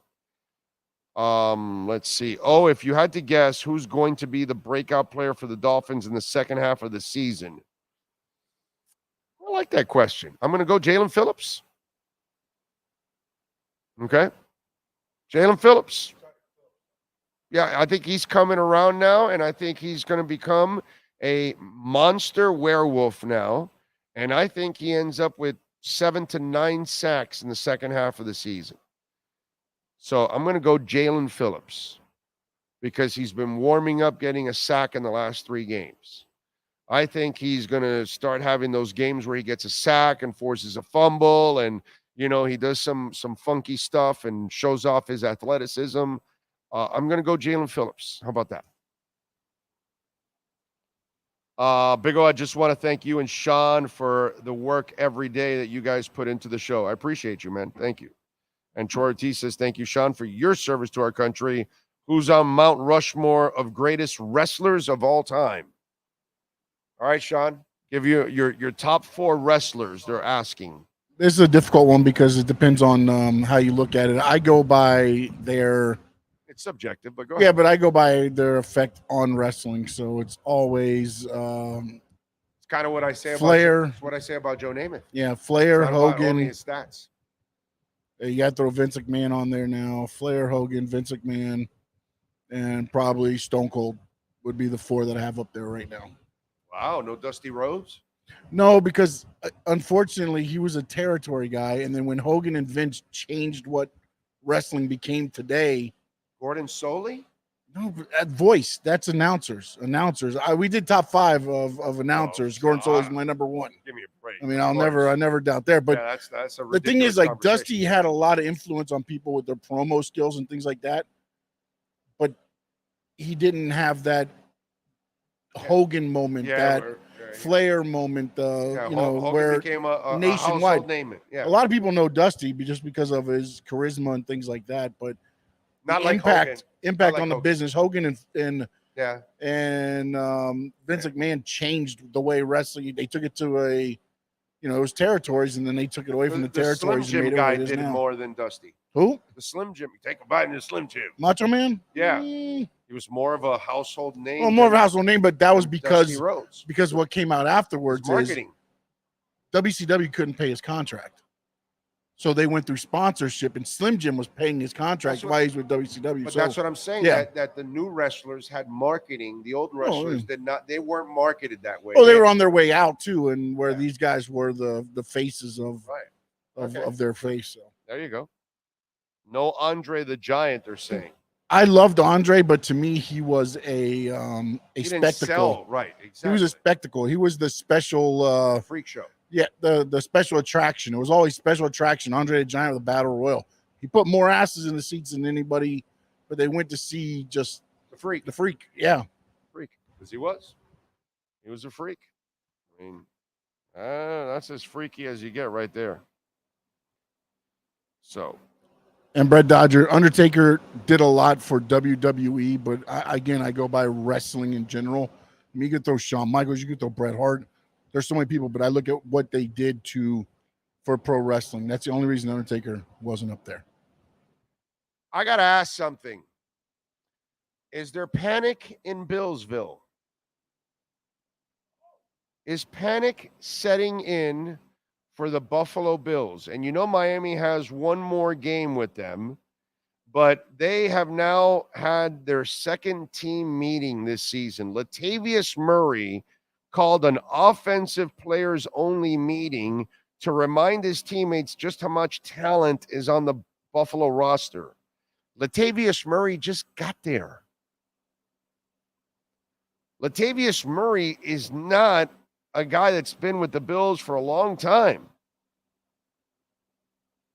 So, Khalil Shakir says he does a really good job of just making sure that we don't lose ourselves within the process. I don't think nobody's forgetting what we have on the team or capable of doing. It's just more the extra push from hearing it from a vet like him. This marks the second time the 11th year player has called a pep talk this season, and the chances of Murray needing to call a third this season might become moot, given that the Bills are 5-4 and running out of room for error as they prepare for the Broncos. We're about halfway through the year, and it was on my mind coming off a game. We've had a few games like that, but coming off a game where I just feel like we can beat anybody, a lot of times it's getting redundant. It's beating ourselves, Murray said. So how can we avoid that?